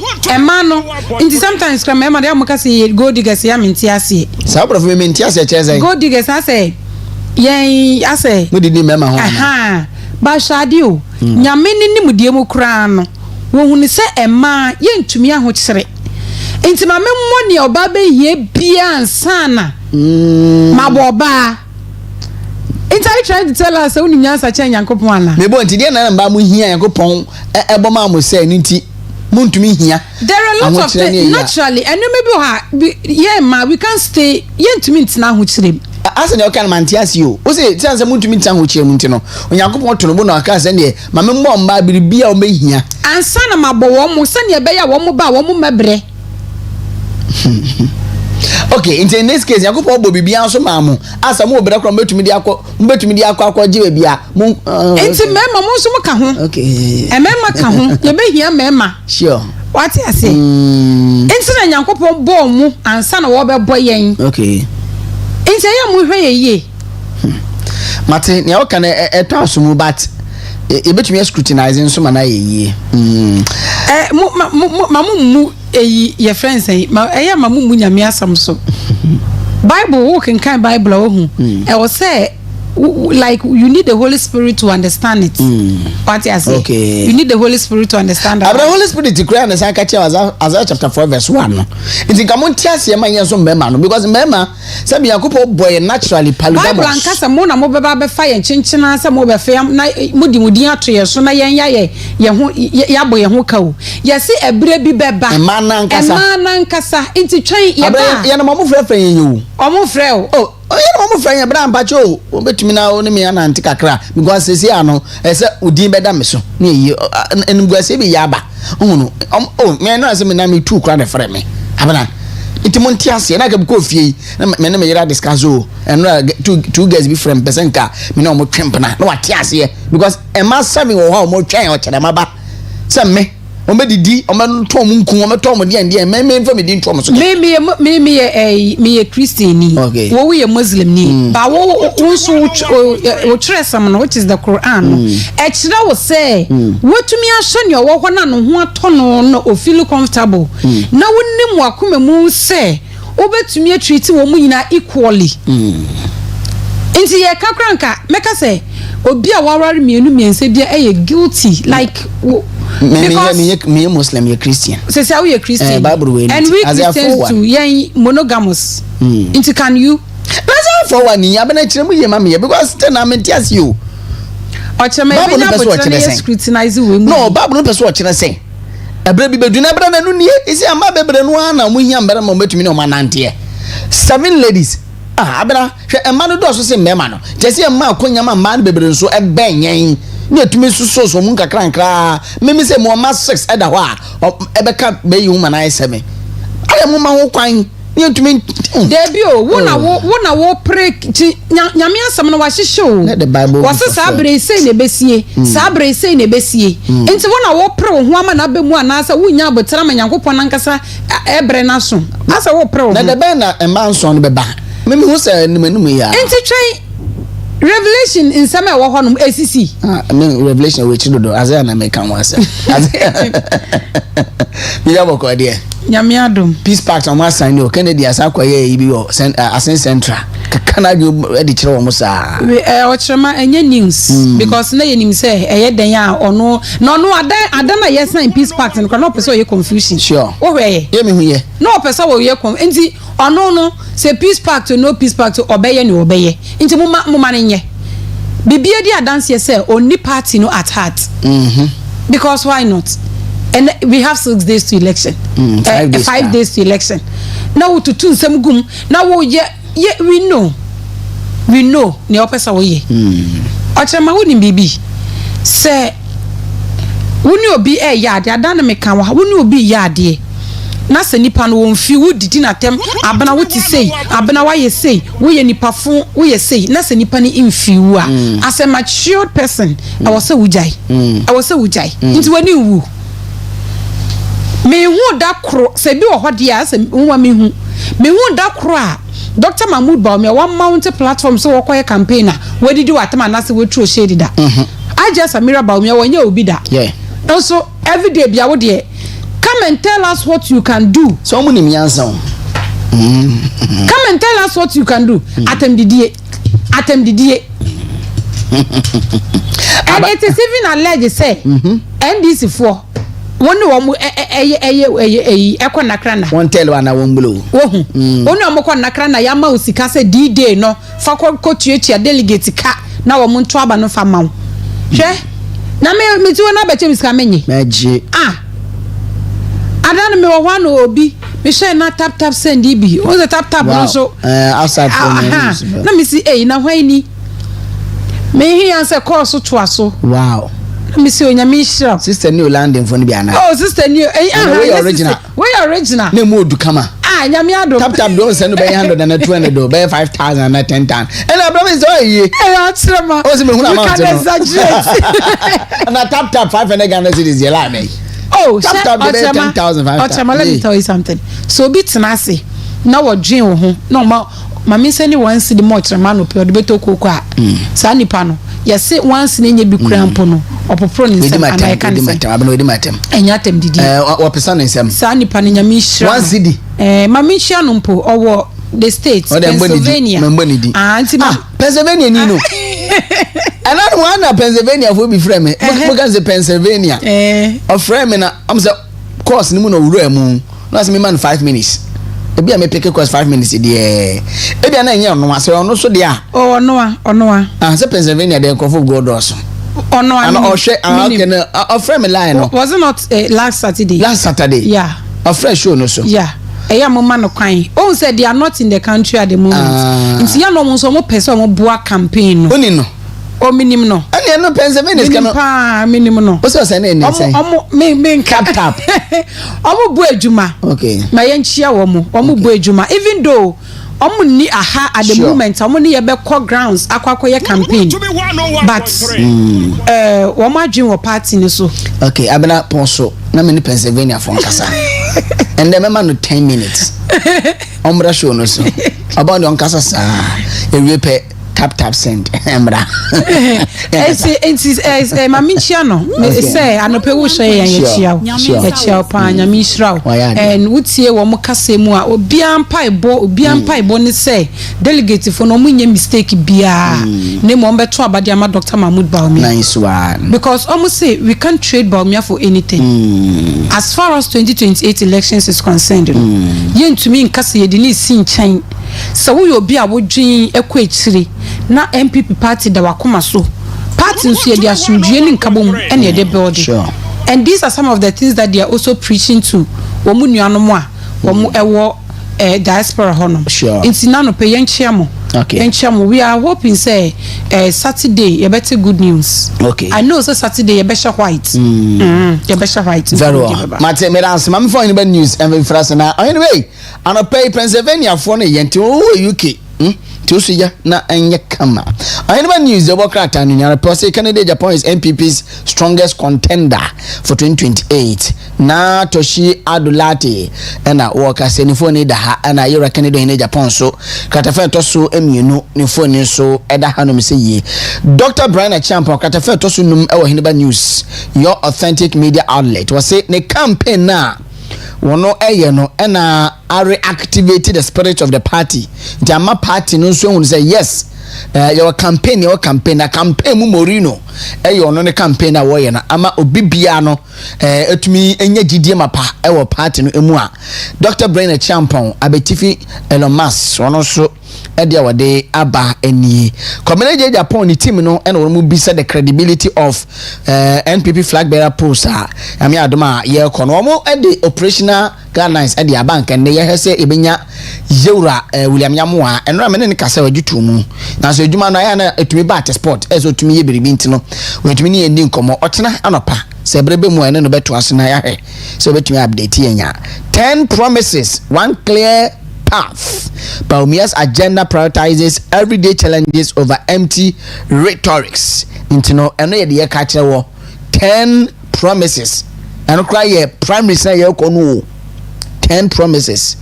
One clear path okwan ye ba ko pe Dr. Alhaj Mahmoud Bawumia and they work say about your ye rhetorics no wakasa kasa hunu anyanu bi anka ho no eno no ye nto aba emfa ma wo mo abana ye ko eni yo metwaso edi a free the Supreme newspaper na Supreme nim ena Yera Kennedy akompre kwa Japan foni da ha ena yesi Yera wadawroma wo waka asembi di tia Dr. Mahmoud Bawumia na ye cross check ye no asam no enya no krentin ka be ya unqualified apology fama papa no ose hwe no no Bawumia no ye hwan ono ye hwan ya me Kennedy Japan wa me wuwe fie Kumasi ne nkran ne Ghana fa ne nyina me kopa na chaw who be Dr. Bawumia oso won pa na chaw ne won pa na chaw tsena kratafe to so miensa ne de baye na Yera bra ne champion wo question Dr. Yera Kennedy Japan the commitment to peace and unity within the NPP party also say na make a chaw no peace pact in the be sign and so are we committed to it? Are we committed? No chama mire fi asembi wo sa da no IGP so ka kasembi e honum na IGP wo e fa ho ben MPP for and wo mu ye wo mu internal politics na akoye dirty politics na ebi accuse obi say what is obi so de budo e fence abolofo ebeba. Do you have to go and read it there e fa ho Konkonsa police eno ne na fa ho ben enti Supreme nim ene wodi be o se hye se ye nyina ye gitum e wo yakoma mu se ye di asomdwe ene nkabombe ye dwuma peace pact mponke hu hia peace pact be na che nipa akoma waje atum ohun ena Yera kobere eje Japan so kasa wa ha o se adano Yera Kennedy nkoa ko sign peace pact a wo se wo ade mistake wom nti munye ne yi ansa no so obua omu bisa ne say error ben na ewo we no so there was no error in the peace pact document that they signed nti woni pa na asa ono no baby obekọ bia e wo se yetenenka e ewo honom eno so ewo kuwakrat nenim enne anope de supreme diaba. The Daily Statesman Ede Aba Daily Statesman enim en yese Asante Mantamo NPP amanyo kunu emma esi ahini etu ahini for wo ye delegate no they are all rallying behind Yera Brian Echampon yese ne message no e carry unity sanso na e to grassroots no asum eno so ha Dr. Mahmoud Bawumia ye project no se wono ene be wini NPP primaries no eno so eda aha Statesman Ede Aba Daily Graphic or say truth and accuracy every day. President Nifuni Edaha Yera Finance Minister Atuforsen and Symphony Edaha Numbi Yera Muntaka Mubarak Chesempenifa Hudro and Omufoni Eda Aha na yese President and Waka say they should pay 1 billion Ghana cedis to retired soldiers. Gratuity arresa under CI 129.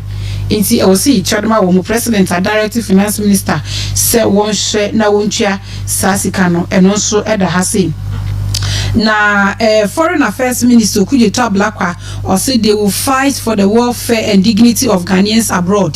Kratafe tosumiensa Daily Graphic and edi we buy Daily Graphic royal so diaba yesi DVLA womu introduce reforms a license a road worthiness and expire on holders birthday.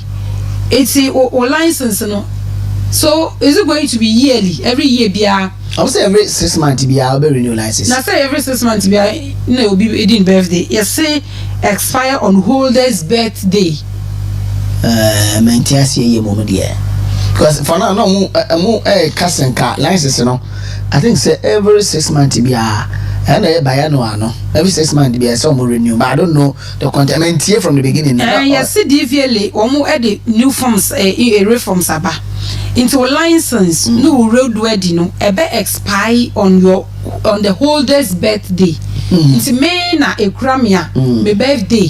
Nti birthday mpo just a year na yasasa no nka wo say your birth date me birthday eye banada me birth date eye wo yeah no aye wo ahanti wo de be fa ne sakrata fa to sudumi ensa wo Daily Graphic and the way e ba ye the source or say reliable and trustworthy. Na NPP delegates phone the Dr. Mahmoud Bawumia Jine Finfin and yese Bawumia is the most suitable popular unifier. Research for Frabano no. Yene grassroots ni di nkomo no. Why na mope? No muso Dr. Mahmoud Bawumia. Adentina ope Dr. Mahmoud Bawumia say he's the most suitable, he's the most popular and the unifier in the NPP. Sabra Yekase the source and the way Edi Aba ene anope na yesi top NDC appointee buys house luxury cars in Dubai yo yende enim say ade beba so Dr. Yewra Kennedy o kan say Dr. Mahmoud Bawumia trofo wasai ohufo no waso won pa cha no pa cha chena ne mo pe bia mo fanya no eno so eda ha say yes lawyer to court ban illegal Ghana Law Society. Illegal Ghana Law Society. We have illegal Ghana Law Society. Illegal Ghana Law Society. Okay, nti lawyer bi na odi akoda in court and also eda ha say ene anope the source edi aba na Daily Guide enso edway edinam. Daily Guide say Ghana's favorite newspaper.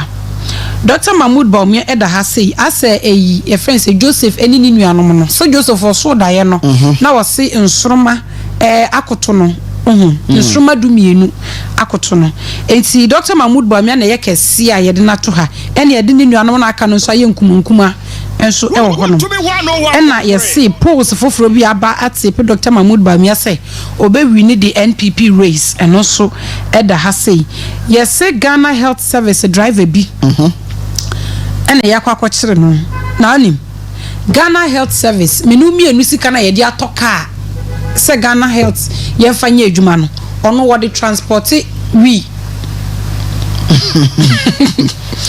on fo bi anya hwe na yese court sabre de admit the Skytrain document IGP Mfoni eda ha say Jacobo ekro ne friends Jacobo Galamsey and police wo crash adan me show video ni bi video no kwa wa ha tena ebedi nkomo na since when did we get here as a country say is abana manyem blame Galamsey no too much boss here this year during the campaign period no mo free say omo NDC ba mu no a Galamsey no de obekọ na say be obi dem kwa na yetu Galamsey njo ewo mutrim say so mo police ni bia na say any nine most member bi omo ni be sie ni because omo peni John Dramani Muhammad so mo boss so mo ba Galamsey se be ma mo kwan ana ayi friends say Kwaku Buain so ne ayi papa ya o say petroleum highway omo ko gina Galamsey say so ka kire omo say mo to oba na John Dramani Muhammad on the 9th he declared obi akọ back to the site akọ en Galamsey it is some police say a threat to them because of boshebia abana ye de hye wo mo wa hye me bosa oba ubeyi wo mo a omo da prison no ma ba ba yo Galamsey na financiers no wa kire mo ekogumu adent oba ye so a wo the police for better ata yen na wo so beyi free prison mo so the police for better ata yen na for police for no contact the financiers no so wo mo nim say omo no man peni wo apam say omo ye Galamsey no the IGP in the boys no call we a threat to them and they would try to fight them and I'm a person no also ojiba kutu Galamsey so ojiba kutu onya akukudura aposi for no modos ne waka nim waje bakutu mo jamba kushutu na wose me di dwane adwen no boko de no mo shutu no you know what bo say yesua nyansa bi okirema wo say yesua nyansa she omo mo ye Galamsey ni obi ana nko school we have university graduates who are doing Galamsey I was so usua nyansa say post ni ya nyini tuo na kwode no no want me waje ya na wade kọ ye no wo kọ no na ye ntumi anya ne hye na odi dwane kọ ye nka wonim ne beto police ni no police ni na kwode no no wan hwe yobema wo pesa wo gini tuo a if possible obaba waku no na waje ni tuo yenya de sa yenye police ni tuo waje police ni tuo ne nuanom na aka no da so kura tuo wo se mede ne ekura me ni dwane on shutu waje ne nye also shutu na no wu yes and oni wo for woni wo for wo adwuma no mra wo ho ya wo baby a odura otumi shutu kun yenye ne hwe na me nyina wo na bekumi na me kura metie kura na wo be attack me a na me was second me fa ho self defense me so me be wo because wo so nyame abekumi enti yensua nyansa yensua ye kuro mo mra e madam second mo paboa musika yemo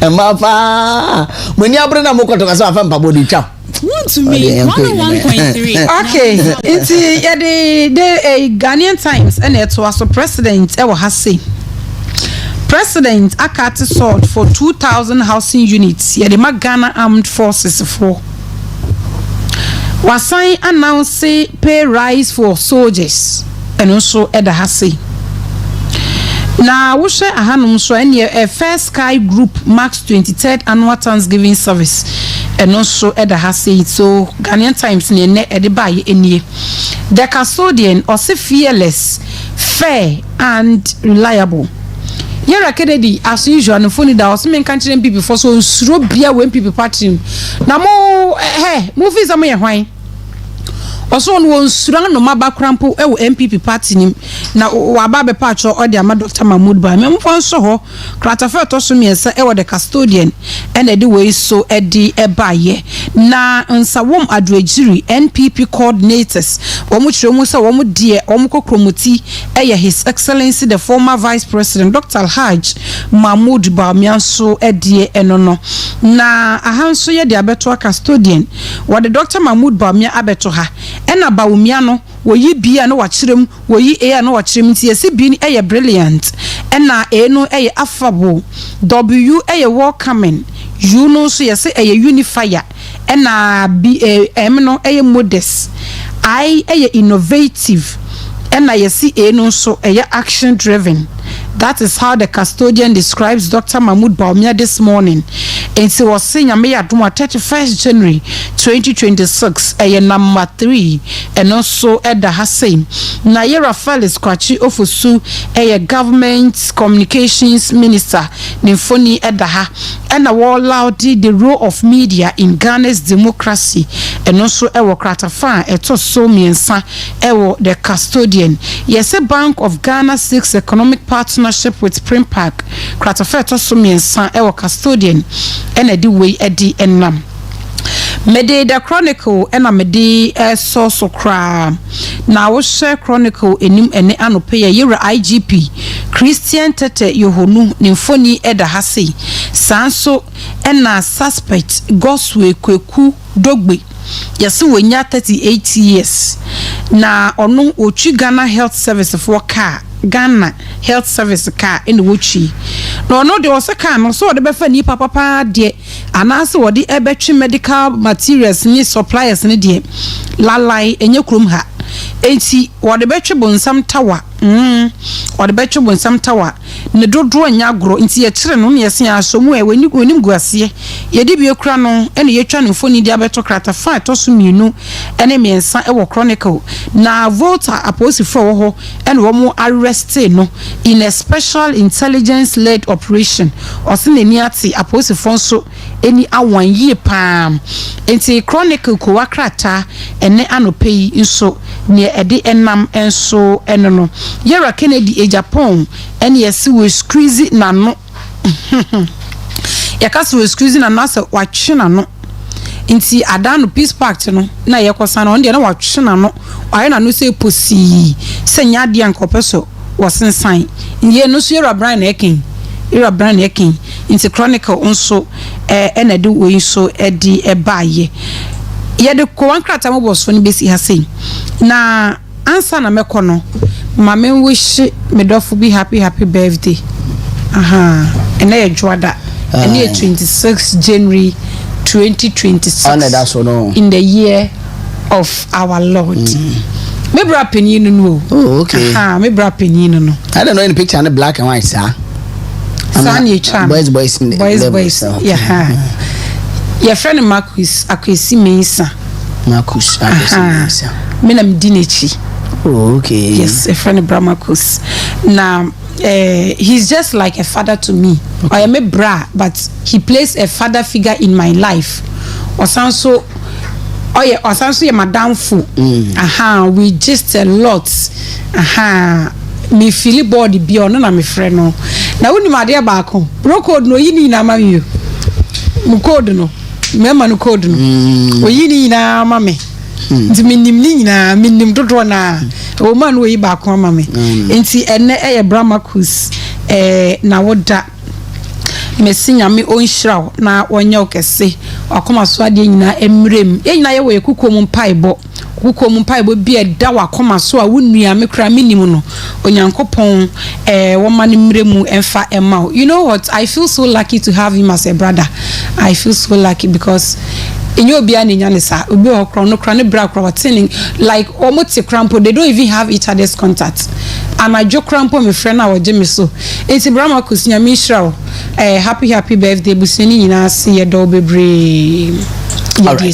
all right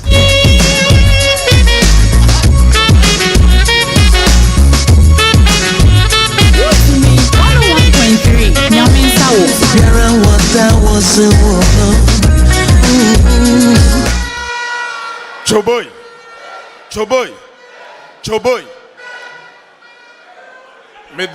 Me kasa no mu 1 minute e de yaseda. Me din ka da me regional executive sinyina se. Sanso so ana me da me constituency chairman for and the constituency executive sinyina so ase. Na mababa da coordinators any polling station ni council of elders ni patron for nyina ase na we di ayabos bode ma bo Dr. Ayu Afriye ma bo abaso ekwansron koso why ade se campaign wa hwe machi ama me ye papa woni wankasa wunua calling team ene mia kasa special assistant Eddie ene aboafo omuka ho nyina all the team onyankopon na me de da mu nyina my second vice I love you onyankopon hira mu nyina de toso bio ene se aba ye kwakoto no 31st no enye obi a waboa eswa ba ana ye kwakoto Yeah, quite kotuaba for our future, for Ghana, your future. Yeah, quite kotuaba say when the bet me I win a year election 2028, you know. Now a free 1992 abepimuneno MPP enipa 9 and I be a part in him. The odi kaino near friend Dubois. Ya call 1992 no. Ya MPP for the age to Musa ya win but ya farmer no. Enunti ya farmer no ya rebekano. Ya rebekano no 1996 no. And also and na the otosu mienu ye uraje ekufo esoso ba 1996. Oba 1996 no esansa no odika nti ne nsanka 1996 ye uraje ekufo oni ye ura Rollins na ko abato no ya to wie no anya 39%.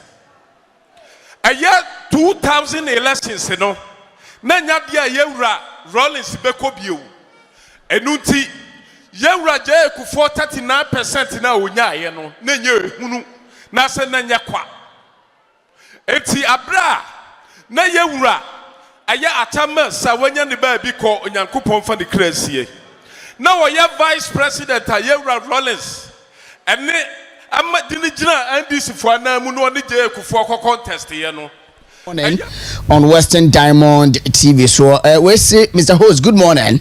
Please, if I may ask, does Ken really have the party at heart?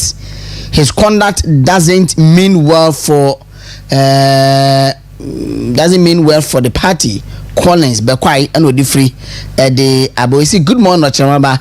Ahanta West delegate must be vigilant and vote wisely. Special greetings to the incoming regional women's organizer, Augustina Nkatia from Sub-Zero Usejo, and also the way Edia. But the NDC used the police service to do same in favor of Kennedy. So, Baumia should be vigilant. And also some at the house. Hi, it's Samuel Ousu. Thank you for okay, so no message, you know. A group in the ATM in the counter order in your same family, no way, and fan twas na afei yene Yewra Asiodu Kokro yending komo ande anopay.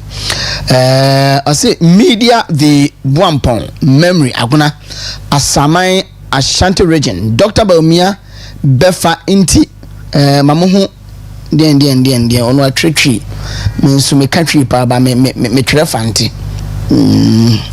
Morning, all those who have benefited from NPP and wish the downfall of the party will suffer in future and lose his properties through fire. Hey, from Pamanso atime sobua asema na odi be so won a predicted doom for the NPP o mo japa de be hye nyabotre na party na amanyasem ni na ye Yewra Asiodu Kokro Deputy National Communications Director Emma NPP Osun Kokro kwama nyoku no na yeno na yebo ewufie ha anytime bia na yefre no na no pemi gina mpenufu ande mu na madana se pa say we okra na akoye impromptu I putupuru so friend also why not for God and country and the party as well into a dear son when you didn't come anope waba me no ending come.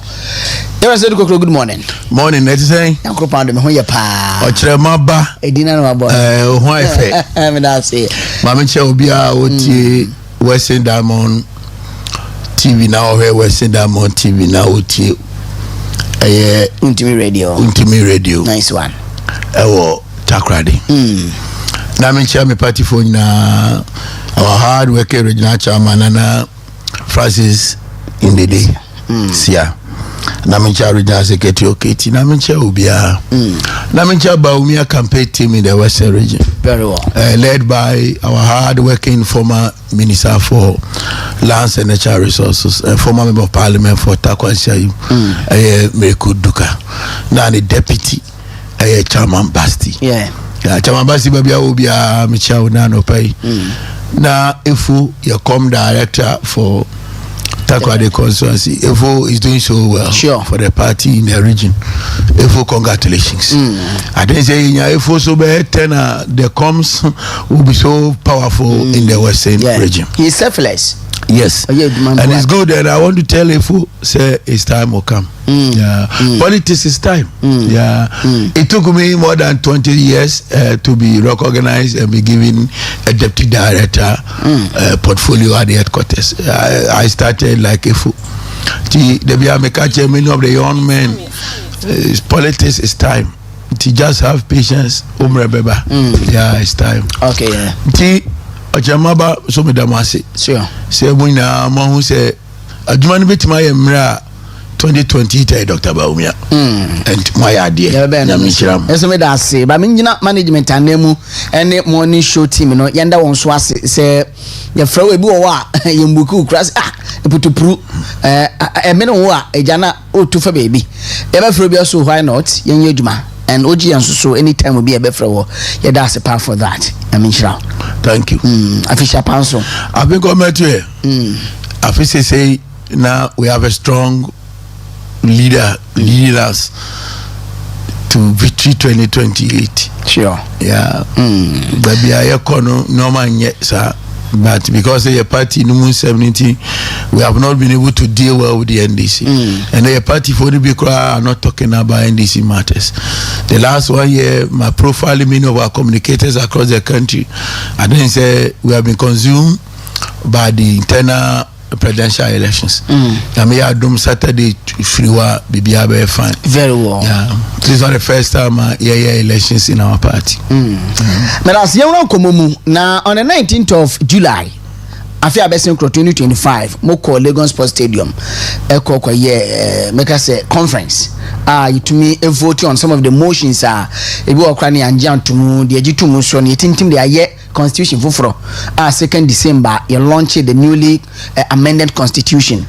I mean, who can say you be electoral college in him, former PCs, former members of parliament, former MCs, DCs, near the not to me to Abano Ebia.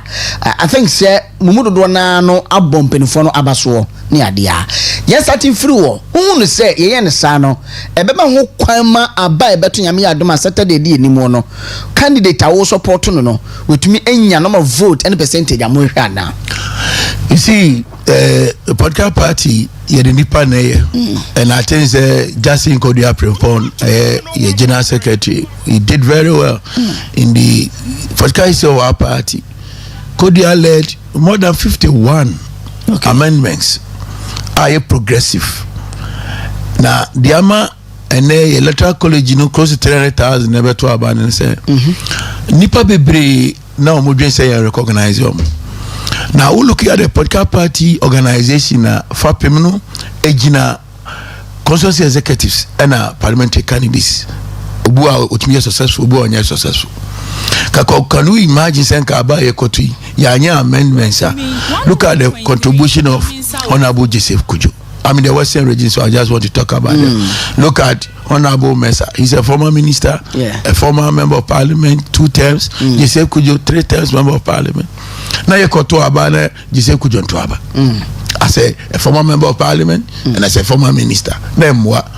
So this amendments are equal Lagos Sports Stadium 19th of July and revitalizing the core energy of our party. Okay. That across the length and breadth of our party and the energy biaba.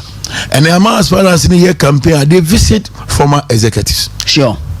We got Dr. Baumia Oko a friend planes, your former chairman on the Bonkomo across the country. Ama respect. Say your Kotuaba ubi party or mu chairman. First, can people crowd baby and a man from person or mubetino. Or Mune Gina Muayana, Yakotuaba no Montuaba. By ne, Yakoyi, who leads the party or Matuaba. And I believe, say, among Kenya beat has brought a new energy into our party. Omo Kasani de Makase, Nipa Bibre Kasa, party structure and Kromuni. Obi or Kasa, General Secretary Crossy with Nimno, also a party member. Obi Kasa, headquarters or Mahoda, also a council member, or a founding member. Oko list in him, so he didn't ya publishing list, you know. And you go for your self entitlement, no more than and Ubeti Bimu, Omuzo party, no, a fake party, original party, no, what is original party? Original virtual. Nipa no kasa no kra no national executives kra onimo. Sure. Yeah. So we need to get serious in this country. We need to get serious. Political party a call conference. Ye national executives are manage a party, no. You want national executive committee, you want national council. No be to your party cost structure no kra onim no running about for them. We know because of elections. Na me ma can say ye to abani we 31st kaka phone ni na be conform dede ni na be conform identity be conform ye party na Democratic Party ye to about the majority decision on Saturday, no, everybody must align. Okay. Yes, alignment bring unity in a political party organization. I want to repeat it. Alignment bring unity in a political party organization. No matter your disagreement, Saturday you got to abandon whoever will emerge as a winner, you need to align. That is a fundamental decision. So you cannot claim that we are party panini na ya to about we ya koyi leader now ranting on radio station, hopping around from one region to another region, talking about say ya to about ya ye leader 2023 ya koyi Dr. Baumia ya the NACO elections. Now we are party member. Now say one to about because process to you know good. Who are you? What the majority has voted. And they are not demonstrated that there are some people who are ranting on the mass media. They are not loyal party people. And we at the headquarters of the party, we are focused. Okay. We are focused. Yeah, you be right away you lose elections. A DBA Mama Party na Johnny Nansubia. I want to say this on this your network. Kodia has been phenomenal. We have our challenges. But I'm telling you, you lose elections, and moments as a year to rebuild our party. Our general secretary has done that. Okay. Me friend say you are Professor from Pomboate ne die. Yes. So you say ku tebe nim no baby dey na Ghanaian so mo hwe na nim say that angle no. Anyo no kwa ya go bi mo self entitlement. Sure. In your Otama Glomo at the Kennedy and go or no the America no they are talking about the party. Yes, so a founding member. Nidi ni mubuku mu funny member at Kennedy NPP ko Abra Sebu ko amanke one ofri nidi wifa go and look at the list why is at Kennedy ko be at Kennedy Ujani go to America in the 80s in the van time Ben Oba 1992 Oba founding member of the party. All right. Yami adu me control but as you be ko 31st control ba no you be start free ahobo ayaye and me gidi e pass and they obe board the presidential election committee abaso led by Joe Wise and William Yamu and no penifo do anu kan woni ade a and e tintim ama e koduru ba bia peace pact no ya sign it upo obe sign it and that day nanka you're Kennedy and you be a but amfa bibia e fine okwagina sen central running up the campaign no kan sen bebre PAD form yen sakura ma hunu mistakes na wo mu in fact as asumdua na odin sa sha ase no wompe but anse be ka koto aban se agitum se peace pact no na e bind ye na e apamo ayakro nsema wo de course woni ade de vat e be yi bie fremu but kakra obeka from the peace pact yes and na no Thursday no ne yen quoted first on kaza Ojamaba yes sir se ne party for any Ghana for airborne presidential election committee abaswa ese dey asida no command the acting chairman the general secretary of the party the leadership of the party see ye nkrofo a competent and nkrofo a believe say the party first. Okay. And in this year the board presidential election committee led by the former first deputy speaker of parliament Joe Wise, former member of parliament for Bekwaya. Now I say your board Justin Kodia. Yes, Justin Kodia as the administrator and the general secretary of our party. Okay. Yes, because Kodia consultations on the acting chairman a year to even appoint the caliber of people to be members of the committee. Our Maya Noma, kama. Minia, so far so good. Said the general secretary can last Thursday or Lisa Hotel no 22nd last week. Or say Obia Obeko station wako creative problem biano. That person will not be spared by the police. He will be apprehended by the police. Minia, Bibia Kama. And I want me this great opportunity. Let me walk the people to Omo Mutiem or Western, Central and across the country. Election I ever to know Saturday a electoral commission ebe album no na ko electoral commission ho. Security will be provided by the Ghana police. And I know IGP Kache Ewo Alisa Hotel na mitiobi mitianimu pa. Or say police station behind to be not less than 17 policemen to mark the places and national elections, but we need to ensure sanity. Ojamaba. Yes, sir. election no police station executive, constituency executive, regional executive, national executive be any role in the elections on Saturday. You walk in, vote and go away. The elections will be run by electoral commission with the agents of the aspirants and representatives of the presidential election committee. We are police station executive, we are constituency executive, former or we are regional executive. You cannot be an agent for any of the aspirants, whether a CEO or a former minister. You can't be an agent. You better be fine because Obia you be papa at all levels. And say CEO be koye agent, you know, be who anima or be our try the school fees amano or high diamond and no bet me the issue about. So those people know we have issued a statement to the presidential election committee that those individuals cannot stand as agents for the aspirants. Okay. Yeah. Again, these elections will not be manned by party security. I repeat, this election will be manned by the Ghana police. And it's a match will be Echo police station be only any business there. That much will be apprehended by the police of Ghana. And as the General Secretary said it, Obi Abuako Keti any pandemonium or may and be our police station be you'll be apprehended and no party official will come and beg for you. Okay. Maybe some operational guidelines be about. I think say no bobo so yeah Robert me that two screen is from amia. But last but not the least, as in last but one was say there shall be no campaign of delegates. There shall be no campaign of delegates. You know all the aspirants in who can some campo delegates no. There shall be no campaign of delegates. Then the last one says okay media accreditation there I say there shall be no campaign, canvassing of votes or gathering of party people for any purpose whatsoever a day before voting. Into make us say these two crampo no meaning so be kafa ho. Oh you say obi anhye obi atare wo akoto aba na hye wa wata men ko hye aspirant bi atare wo ko hye aspirant bi atare udu a ebechew yama nwura ina parameter no kra. Yeah, we are going to give accreditation to all the delegates. Okay. Yeah, anti obi an follow. It's an internal elections. The Americans say, "Oh, Kasabia," they say, "We are very mindful." Okay. Men kata wani because of election. Our kaseti obi, obia moja onimu. So you can't use this election as a decoy to run people down. We heard social media, young people running former ministers down, running former PCs down because of these elections. So kata kawatewani now kaseti obia ya tu abani wia. And you obia na sabi ukaseti ana. On kasa ba no afa utimuka. Okay. Yeah, and I believe say party ni ya 2 year will bring all good hands on board ya the party. Our party this is not the first time yes peace party. Last 2023 yes sure.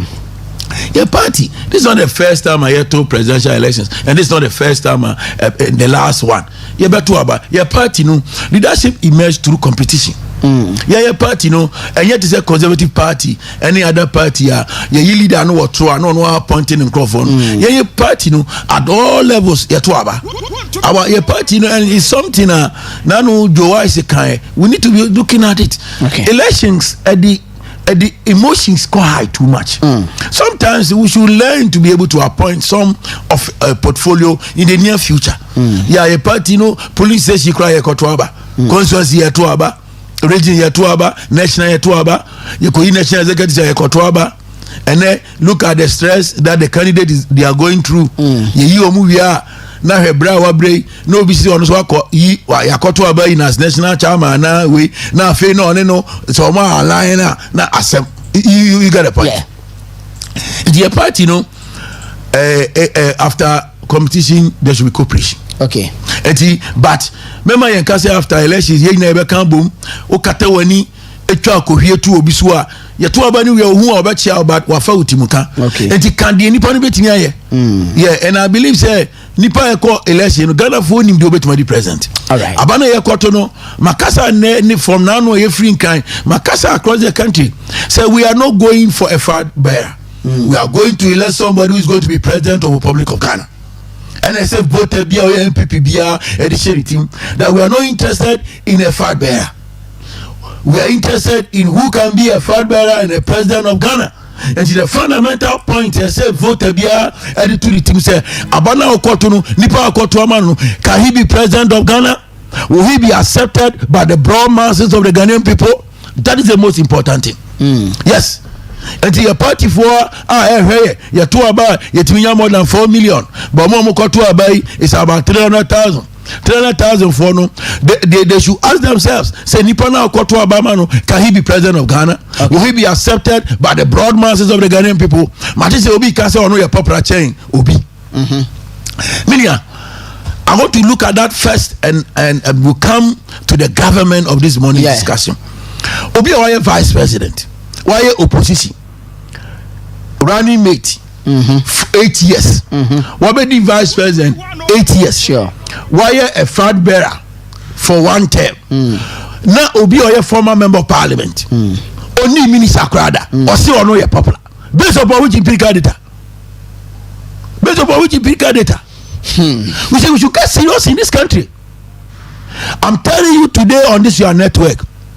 By 2028, who profile a politician wire front line conservatively very popular Dr. Baumia. Nobody stands tall to Dr. Baumia. Mama will not be on the ticket. So if you are talking about somebody who have been at the top from 2008 that we came to secondary college, Dr. Baumia. He has been at the forefront of the party leadership. Until by 2028, now Dr. Baumia has been around 20 years on the ticket of our party. Okay.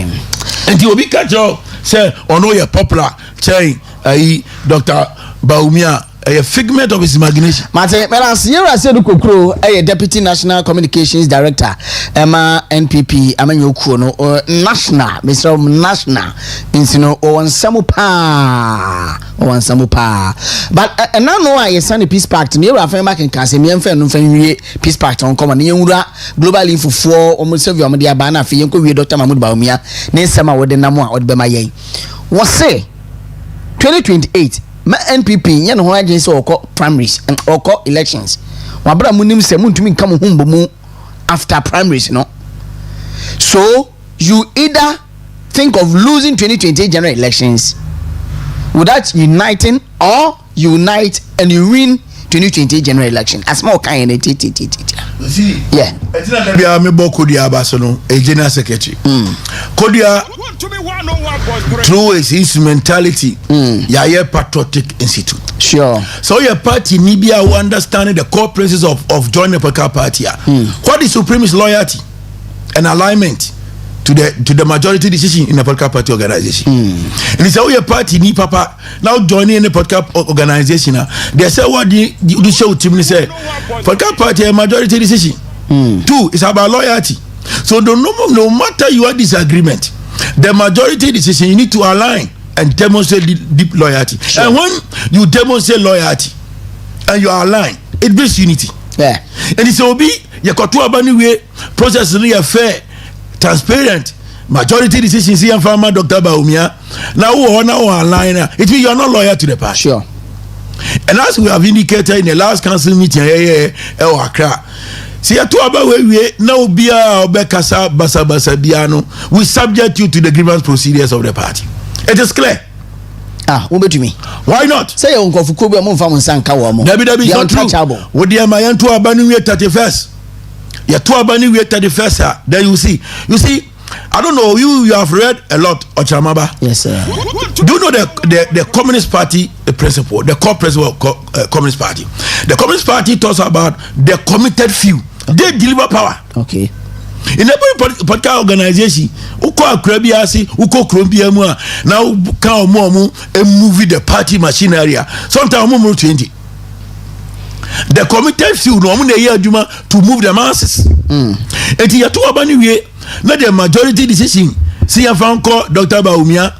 Na you hit Dr. Baumia we are no matter your disagreement you need to align. So that we support. And the political party organization obi a onye lawyer biana the majority take decision obey disagree openly. You can disagree at the top level of leadership. You need to look at the platform. Makase say in every political organization obi a issue when any issue, even the chairman of the party will issue obi a issue, But you need to look at when to talk about the matter. You need to look at the timing.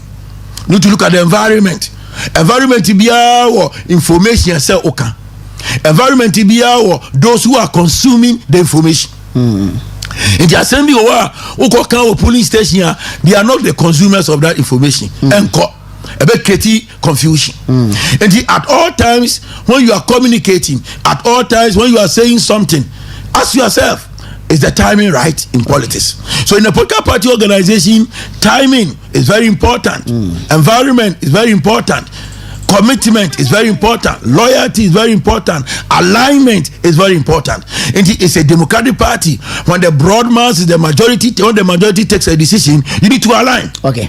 And you cannot say that the majority says you call left, but you disagree with the majority call right. You call right, also call left. No, you are not lawyer. Okay. Yeah, you are not lawyer. And the Afenyo can say, we to try to bring unity. And I'm telling you that what brings unity in a political party organization is alignment. And what and then we school. Bibi not that show team. Okay. The can say unity alignment. You align to what the majority like. Okay. The you got to about a Takoradi constituency. Yayi Kobi, so a candidate. Yayi no, or call a member of parliament. And it's all MPP ni or Takoradi. You need to support Kobi. You need to align. And when you support him, there's unity. Okay. And then Oko Efia.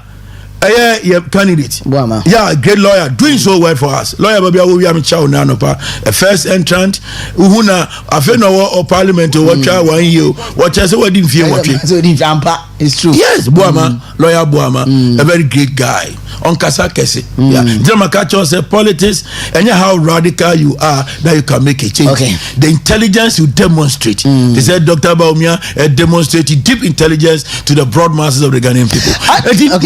Okay. The Assemblea is alignment. It is a way fear and a fear.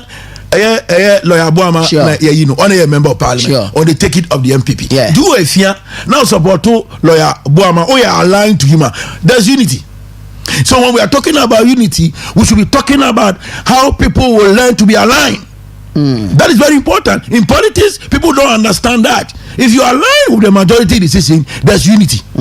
So when you disagree, no matter your disagreement, always you need to align with the majority decision. So when you align with the majority decision, there's unity. Okay. That is it. Mate. And I'm for him. Mate. The Akoto about Duka. Say Duka ne candidate to Otakwa. Now there, my Dodona say Duka, also who need Duka. No matter your disagreement, once the person is elected, you need to align. Okay. And once you are aligned, alignment brings unity in a political party organization. Very well. Yeah. But say now you 16 regions. NPP am yoko no my some of the 14 regions na anytime we ka to bia no. Mobeto the ama Dr. Alhaj Mahmoud Bawumia, most especially the primaries and ones na making. Because 2023 primaries on the 4th of November 2023 no. Out of 16 regions, we need 14 regions. Voter and Central Lucia. Just that voter, I think say 1,000 vote difference, and Central near 4,000. In fact, na hard the same thing. And a global info analytics for silver. When we tell say out of 16 regions, no Dr. Mahmoud Bawumia. And we need 14 regions. Central voters still now on to me renew. Meaning problem I won't here. Want to me win. So 57%. Yami aduma ekoto aba bibi ansesa pedia post o maye no Dr. Mahmoud Bawumia 57%, Kennedy Ohene Japan 28%, Dr. Brian Champo 13%, Dr. Yose Duchum 2%, and Community Japan 0%. Yendi sound come with global info analytics. Though Kennedy Ohene Japan camp no we must say Yera Musa Danko post no munjin tum because he's abusing the credibility awanya no and fear what they post no with this kind of post awakwa dia ba and your true reflection of what the delegates are saying. Mamitio. Ojemamba. Yes sir. My around for long. My politics are check. My communicating my party 20 years. My adwuma obono, my adwuma central, my adwuma western. You can't be a white grassroots politics for long. I want to kasa kese. Me. Me can't mo network iso. So be a bit mama adwuma na yemra maye. Dr. Bawumia. Me a student of statistics. Okay. Me ankasa me statistics. Wow. You see, banchi say ya ejana bechre. Abano ajebo memini da ya. For me, push, I don't talk much about push. What I talk about me say agroniform. Yeah, for figure na Musa Danko Accra, to me, Dr. Mahmoud Bami Obenya Brosa. 57 no. Obebro. Last time we had 61%. Yeah, Obebo. Election bia is different. Although say obetimi you pass elections to make extrapolation. But no any grounds of doing strong forecasting because things can change. Okay. Let me give you some classical analysis. Secondary constituency, we have been winning. Yeah, we won. The Papa went close to 20 years. But 8 years, Bobo has lost. Yeah. Escado Keten, Jogate won close to 20 years. Yeah. But we have lost to the NDC candidate. Yeah. Kwasimin team is our strong area. Yeah. But we have lost to a Fifi. It tells you that every election cycle be any circumstances and it determine the outcome of elections. I will not be shocked. Said Dr. Benya more than 70%. Over to 70%. More than 70%. Oh, close to 70%. Where was you contest way? Sir. You see, in politics, you're afraid of psychological war. Okay. The other opposing side, the name say, doctor a formidable force. So let us rely on psychological force. The psychological force, is telling people say nipa no be waiting me IABB, but nipa need that capacity. That's what I'm saying. So Dr. Baumia, to me, survey abano he's leading. But mo ye dede no nyina e dede. Yeah, some people who are talking say the gravitas and the capacity to do great things. No. Unye bida, you cannot say ubetimi aye because unya kwa a different. Na me say adwumano yedema doctor ebe emre. Ade na ebe emre. Doctor who no oye calm. Opponents say oye weak. Dr. Baumia is not weak leader. Ochemaba, who dey a student of political history. I'll walk you through. Okay. Prof Mills may so rest in perfect peace. And this is for you, Prof Mills. Obviously, or a week now, Rollins never control because at every function, Biano, who Prof Mills on Casa D, who Rollins and Wakoto no show respect. Now, Prof Mills, winning as a president. Or winning president, then he is a president. His head is on the ballot. His head is on the block. No start here in appointments. Oh yeah, no, Rollins a friend and say no, I'm the president. So this is what I want. Honor Prof Mills, my young guys now appointment Okujato, Louisa Hanabisi, Dr. Omanebu Ama may so rest in perfect peace. And other young people to the NDC. And Prof Mills, some appointments are some people who are not comfortable within the ranks of the NDC. Even bringing Obama to be vice. Obama. In 2008, when they brought the current president to the NDC, now my friend Obama, a running mate, to the Prof Mills, no more friend, Mahama, Obama, Uravia. So Prof Mills even selecting Obama, then Mahama, that is the name that the NDC gave to, Obama, yeah. In that time, so Obama was not president. In 2007, 2008, they named that the NDC branded. They branded Mahama as Obama, that because he was coming with some energy to be able to give a new face to the government. Thank you, sir. Prof Mills has been a former vice president. Prof Mills stood on his grounds or say no, or the Abano Bema or the running mate Bema Mahama or the man or winning president, he made some appointments. Rollins was not comfortable. Yeah, and that led to Nana Konadu Fonka game in Sunyai. Yeah, and Nana Konadu Eddie Free the NDC. What is my point? You may see somebody to be very calm, not aggressive. Who not calm, on your aggressive, who is so a weak, on your weak. I want to say on this your network that Dr. Baumia is not a weak leader. Dr. Baumia is a very strong political leader, very intelligent, a man with strong emotional intelligence. In politics, there one core character here, nipa obia owabotre. Okay. Patience. So we share leader bia onia botre bia onye deep thinker. Who abotre say nkofo twifa so bebrebe o. No, it's not true. In leadership, no. Okay. In leadership, we are talking about patience and being firm. Okay. Dr. Baumia is very firm. Me, I have done psychology. I've studied child psychology, John Piaget and Piaget and co. If you do psychology, in Krofua, Omunia Botre, they have weak emotional intelligence. They are not deep thinkers. Okay. And they are not great leaders. Okay. I'm telling you today. Now, if you look at one of the strong core attributes of Dr. Baumia, Obio Wabotre, Dr. Baumia, what was in the Buafuda?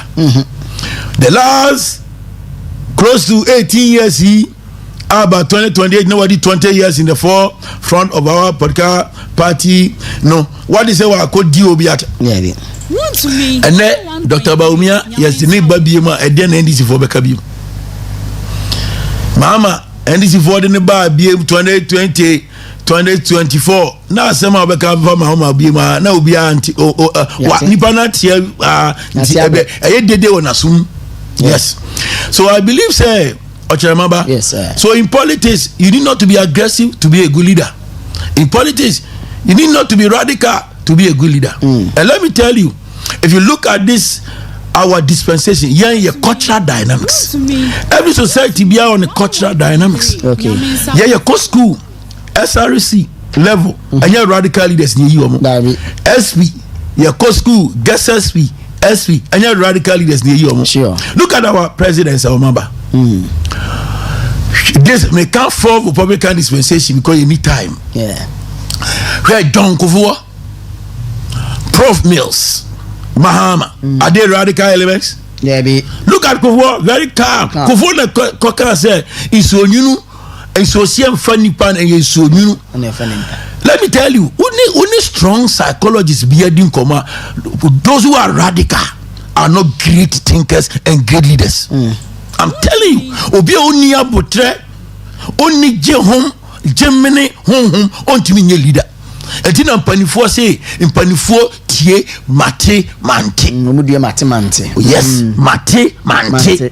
And just say you have good emotional intelligence. It is Obi or TBB nani buavu. In a second, nani buavu. In a second, now that person is unpredictable person and cannot lead a group. Yes.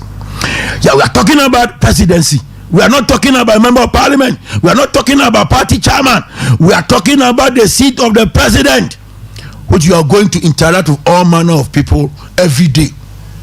So people will come, and if you don't have patience, you cannot deal with them. We need deep thinkers.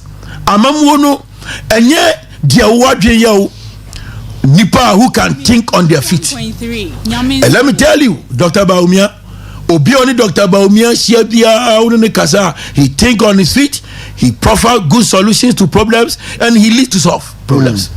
Yes, to lead is to solve problems. Sure. And if you proffer Dr. Baumia, they want a year secondary college. Yes. At every meeting, he has proffered a solution to the Ghanaian problem. Okay, yes, me launch him. No, no secondary college. Yeah, GSC has a manifesto in 2024. Yeah, me can't tell my showcase Dr. Baumia to the Ghanaian secondary college. Yeah, secondary college. 2008. Sure. You showcase Dr. Baumia at every program. Dr. Baumia proffer solutions to problems. Okay, a great thinker. Now you know, before no, sometimes we are not principled. We have individuals and they can't send before Dr. Baumia. Go back and look at the tapes and no more kafa Dr. Baumia. Okay, what has changed? What has changed? Etiminia abaye koto Saturday no bia otiemi no obi obema adwuma na yamre Dr. Baumia. Dr. Baumia onye weak leader. And I want to say I'm for can say oh Dr. Baumia be president ya nanado any achim for na be there and no there a conjecture claim Okay. And there Abosemuka, Dr. Bawumia will be his own man because he will be the president of the Republic of Ghana. And indeed, by God's grace, me my deputy director from 2022 to now. I'm the dean at the headquarters, the Com Directorate. I'm the dean at the National Communication Directorate of the NPP. Wow. I've known Dr. Bawumia. You know 2023. Nami oho at meetings. Only ye meeting. Otieu na obusa say na yenye no. Because ye lose elections. Now free communication directorate on the office. Obusa all from a director and all the other sales deputy directors say what can we do to make the communication great for the new patriotic party. Now we heard the eminent doctor, former vice president Oye knows, copious knows what as you talk Oye knows. I say wow, what a great leader. And Dr. Bawumia nyabotre tie my can be I say wow, we'll hear from him. Okay. I said, what? More than 20-something years that I've communicated for my party at levels of high level of party communication, strategy and tactics that a candidate sitting in telling us, we should tell him how we can make the communication great again. I said, wow, what a great leader. Bawumia, he has learned a lot. You can't governance experience. None of the aspirants come near to him. If you are a deputy minister, if you are a minister, you are a member of parliament, you don't have experience that a vice president of a country who has acted on several occasions as president of Ghana. Do you know that Dr. Bawumia acted several occasions as president? Sure. So the governance experience of Dr. Bawumia, none of the four aspirants come near to Dr. Bawumia. And it's a clear indicator that Yadene 2028 are easy. I'm for about tribal dynamics, religious dynamics. Hey, me, no headquarters. Coordinate Edan Stephen on my exit voting analysis. Many organizations are here exit voting analysis. Okay. Your voting party, engineer whether you are Muslim or no engineer. Okay. What we witnessed in 2004 presidential elections, the collective liability of the government. And the government a liability, collective responsibility. Sure. And our actions and inactions and lose elections. One, you cannot attribute a defeat of a government to an individual. We are saying what dream we have. Facheme. Obi obey attribution to one individual. So we couldn't make it because of Dr. Bawumia Bian. That person do not understand governance and political party organization. Okay. And I remember. Abaya Kotunu Saturday, no, we are not going to vote for a presidential candidate. We are going to vote for somebody who is going to be a president of Ghana that is going to have a broad mass appeal. Okay. A broad mass appeal. Very well. And Dr. Bawumia has that unique character. Very calm. Okay. Very respectful. Obunipa. Kenanui, yes, peace party. Nipa bear 4-5 in the core. Sure. 4 sorry, normal kotu omumu. They show respect to leadership. In psychology, what does it communicate? It communicates a nipa no omunipa. Bakuno mbudu muase no. Omunipa. Okay. Yes, in psychology. I have been teaching. I finished training college 2000. My number is 7011-2000. Machira at all level. Machira there or primary school.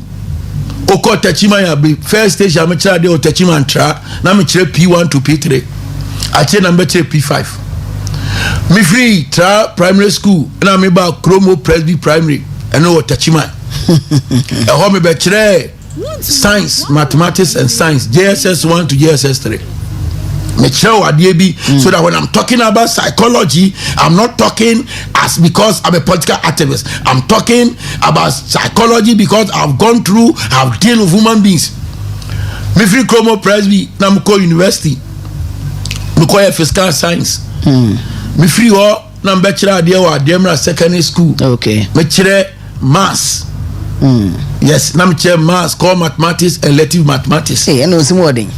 Ewo Adiemra Secondary School.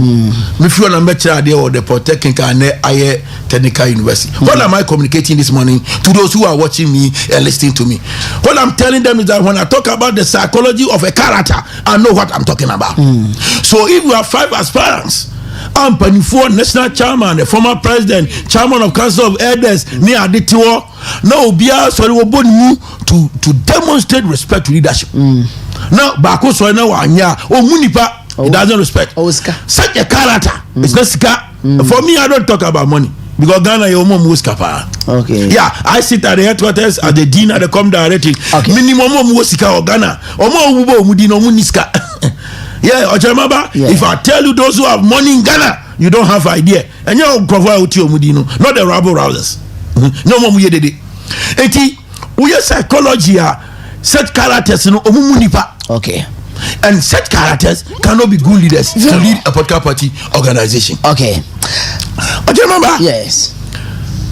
Adena abaye kwotui nipa bi say assistant Dr. Baumia na percentage na ba form ni ade minia se nipa bufu a the way na Ghana for bufu in 2024 no Jesus Christ na eri be gina they take it of the MPP a Kemfa. I'm telling you there because akohia NDC for di here e che Ghana man na emu yetu etimidie for me Dr. Baumia na mepe na adentia the blend is so nice, the blend north south blend so nice. Muslim Christian blend so nice. Dr. Baumia oyobia oy good listener. Obia oni good emotional intelligence bia kakara ni buofu kakara oni on twin trans in tiasa. Onye good listener. Good listener bia timi good political leader. Not for at the seat of the presidency. It's something that we need to look at. So Momo to Abano should be able to look at so Obia and Chena ni Bofu and Chena ni Bofu be onye good listener. Obiwa and Chena ni Bofu o patano kwa dimbia omunipa. They can lead a political party organization to lead it to solve a problem. Matete say Obisi Obe factory. Factory in government. It's a government policy. Remember, what is the concept of government? What is the broad contour of government? Programs, policies, interventions, and what? Policies, programs, interventions, and innovations. Okay. 4. That is the broad contour of government. So when you form government, what is your policy? Our government from John Kufuor time, when we led the Ghana Poverty Reduction Strategy 1, Ghana Poverty Reduction Strategy 2, what was the strategy? We decided to see a better industrial starch to be able to go to the agua market near where you produce testers near the sure. You're going to palm nut plantation, Urafia. And Nanado buy. Nanado decided to go with the German model and the Japanese, the Chinese model. What is the Chinese model? The Chinese model is small scale, medium scale, large scale strategy. Then you open up. Near one, they said one function. That was a fantastic government policy of industrializing the Ghanaian economy. And so if an individual tells you one individual will not have the capacity to create a job for the broad masses of the Ghanaian people. It's a government policy, a deliberate government policy. And as a government, which Dr. Baumia was an integral part of that government, we implemented the program. Close to more than 150 factories, and they start here across the country. Okay. That is the only way to stimulate growth and create jobs for people. Very well. So what are they talking about? Mintan Kasa. Sure. Who say me here director Mintan Kasa Kasa. She say me Kasa every Thursday be seen there because yema emotions abufu ni noma bi ayoko akoto ade na say no. Okay. Obi obema adwuma na yemre Dr. Mahmudu Baumia. Okay. Obi obema adwuma na and I'm telling you that Dr. Baumia 2028 will be the popular candidate in Ghana. Not popular, but experienced politician in Ghana. All right. Our governance experience. Mathias, I pick a course so crack 15 minutes. Saying I can say 15 minutes. Okay, because 10 minutes now. Oh my, me will be a wrap up. Okay, the wrap up, man. I pick a course crack. Oh, remember? What sometimes would that be on say? Adena. Obia, Penny 4, Mammy 4.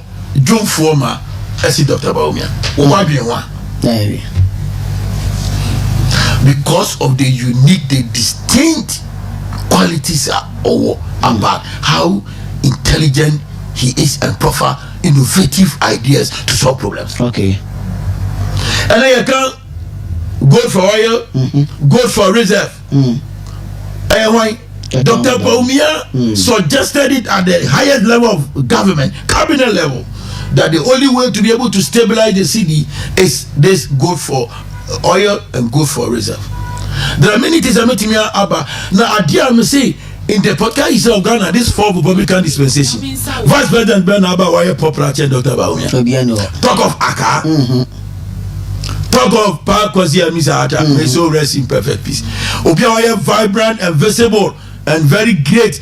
Dr. Baumia's visibility and propriety as a vice president did not come out of vacuum. It came out because a great leader. Me, the is a philosopher. Okay. Now, ma okolesi no. Mamuro pana, but you are with Jameson. Yantenya, Tia, Neno, Mamuro, but Mamma message me anyway, and far in Tremunafe. Good morning, Radio Piero. NPP should have sacked Kennedy Japan. NPP should have sacked Kennedy Japan long ago. We call something a fifth colon. Kennedy Japan is an example of set characters. He knows he cannot win, but will try to make the party look unpopular in the face of Ghanaians so that the Azan 419 and Sanitary Party wins again. We want a peacemaker to lead us and not troublemaker. ADK alias Young Belonia, Young Baumia, getting to Abena Sewa Medase. One more elbow you rasid Kokraba Sono Dosopa. Sinto Kushamo, I say, good morning, Radio PRO. Ghanaians are crying for NPP to come back, so let NPP be united and rally behind anyone who win on 31st January. Chairman Otis Kobina, which Yao Colinsa, and on Wankasa as incoming communications officer. Colinsa. It's very exciting. Yes. This is mine. We will be on Canada. Sure. We love young men. Yeah. Colinsa. Yeah, you can disagree and agree with him. Now, Colinsa and also Dr. Baumia. The boss or by Binti amount to me in any. Oh, but come expect this Colinsa will be declared behind closed doors, no. Me well, a very great guy. Colinsa Babia will be a mature. No, there. Obegina as secretary. Constituency secretary. Or moving from comes to secretary. Oh, so OPO in a beamer. Ne baba and about communication. Na OPO in a secretary. Young men, you know, over the Koboso. Yeah, Collins is a very Collins is a great guy. OP is a great guy. The two of them, Ubi Obewi Nibia, they are great guys. Mate, Mamfa Collins, no Saint Okushama Manos. Hello, good morning. The Radio PRO. Saint Okushambo. The Radio PRO. Incoming is Kaduke 10 Constituency Communication Officer. Only I work on there. And a bit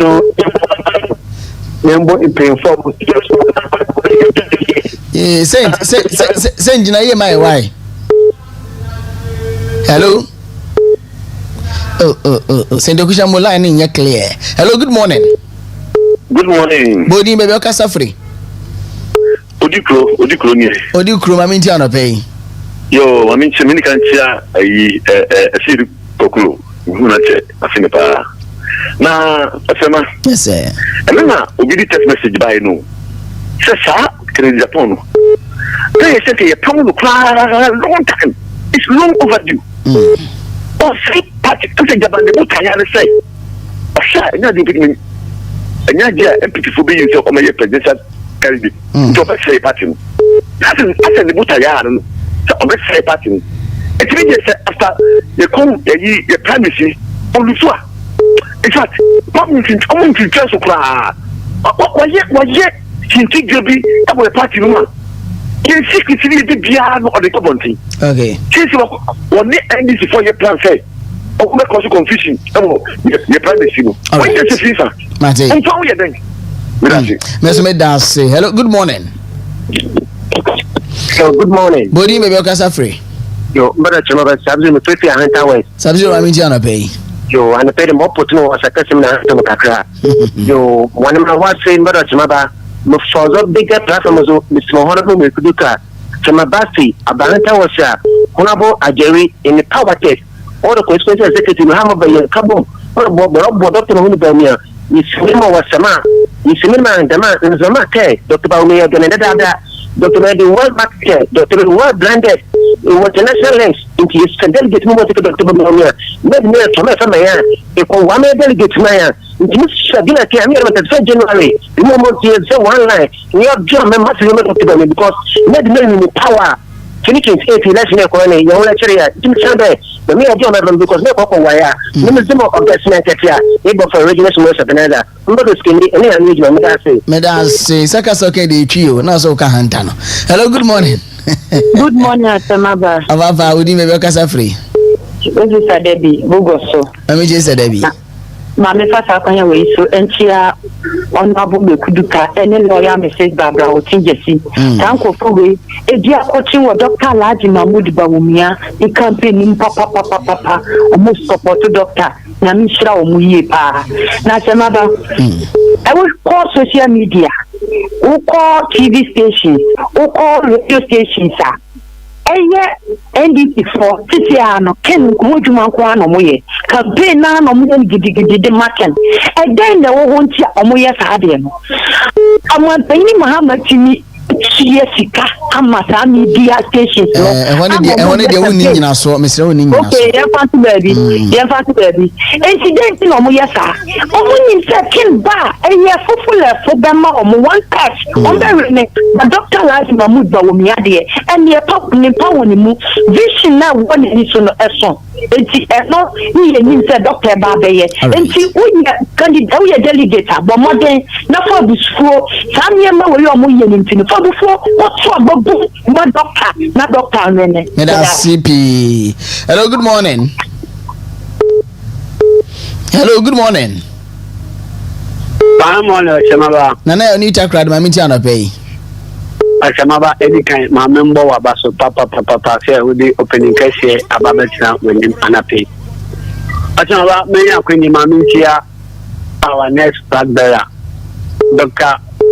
Mahamudu Bahomia, incoming president for 2028. There will be a Zemaba, Accra.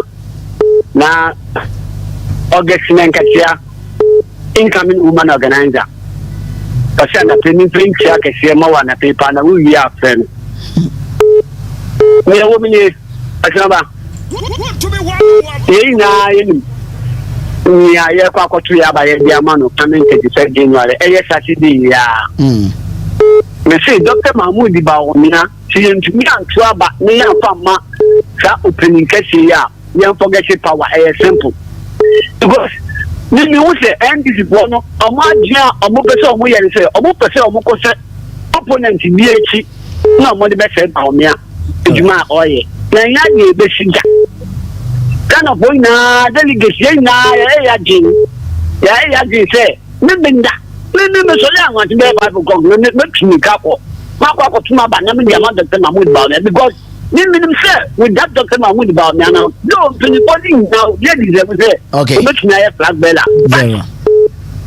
Dr. Mahmoud about me, they can't turn in the I don't think that your papa who they will say no, Nipa, yeah, turn that down. Yes, I'm finding. Mate, Saint Okushamo, good morning. The radio Piero. Yes, you're okay, him. On the players and coupon show. Now, in paying for what city also, and Michelle. Now, a quick significant getting from Nipa. Sherman Robert or to Scotland and Skirkatan.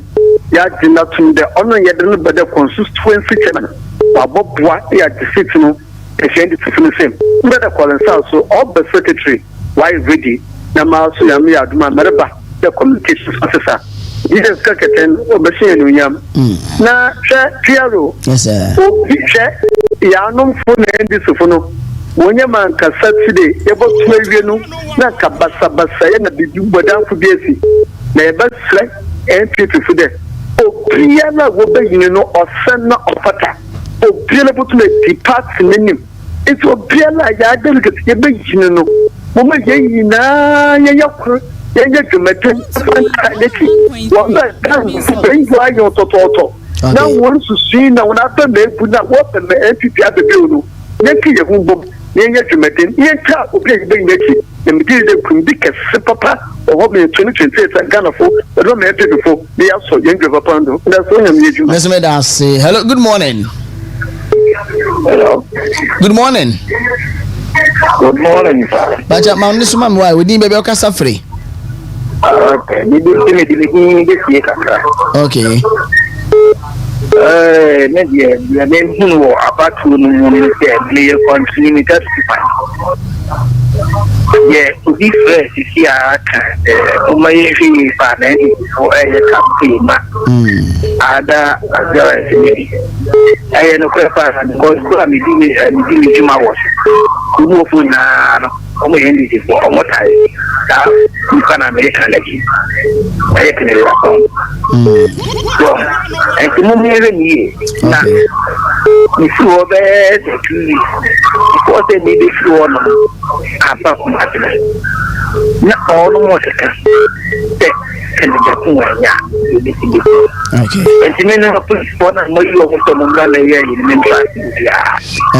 Sake of the intelligence or the American to the you better respecting your okay no. Hello, good morning. Hello, good morning, senior. Fatao Kumbungu. Mida wase waya dia me sira me fa ko ye na me cha horo from komna another premi cha mi papa lawyer na obir boahin ayana wa cha income na show me to organize how come to doctor Alhaji Mahmud Bawmi ni chawo asama wudi afi enem no senior wa ka say ye pa nyemi sira mu pa because o he ko ma mudi no ya sam papa adia ma Ghana for ni MPP for ni nala because on say election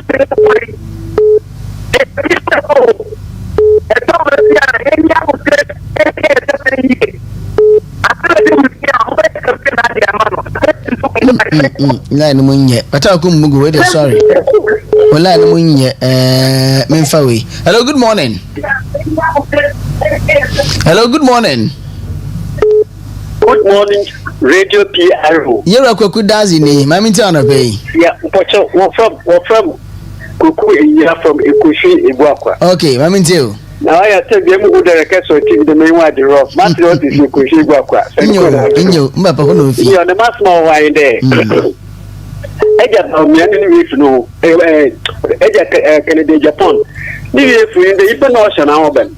Ona so papa Obama.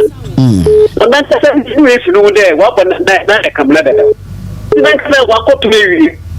Party one with big time.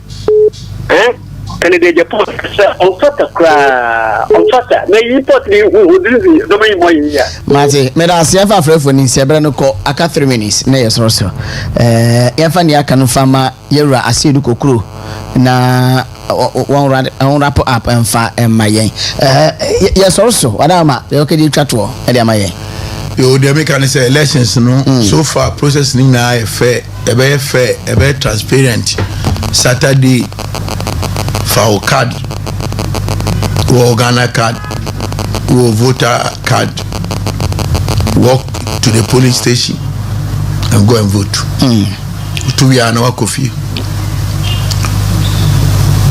na kai Dr. Bawumi na yetoma na man be emre man be emre my 2028 obey my power nyamishirawo Maba, Yamishra Obia Namika said few days akai we keep talking to everybody. Okay. The probably stay omonya decide.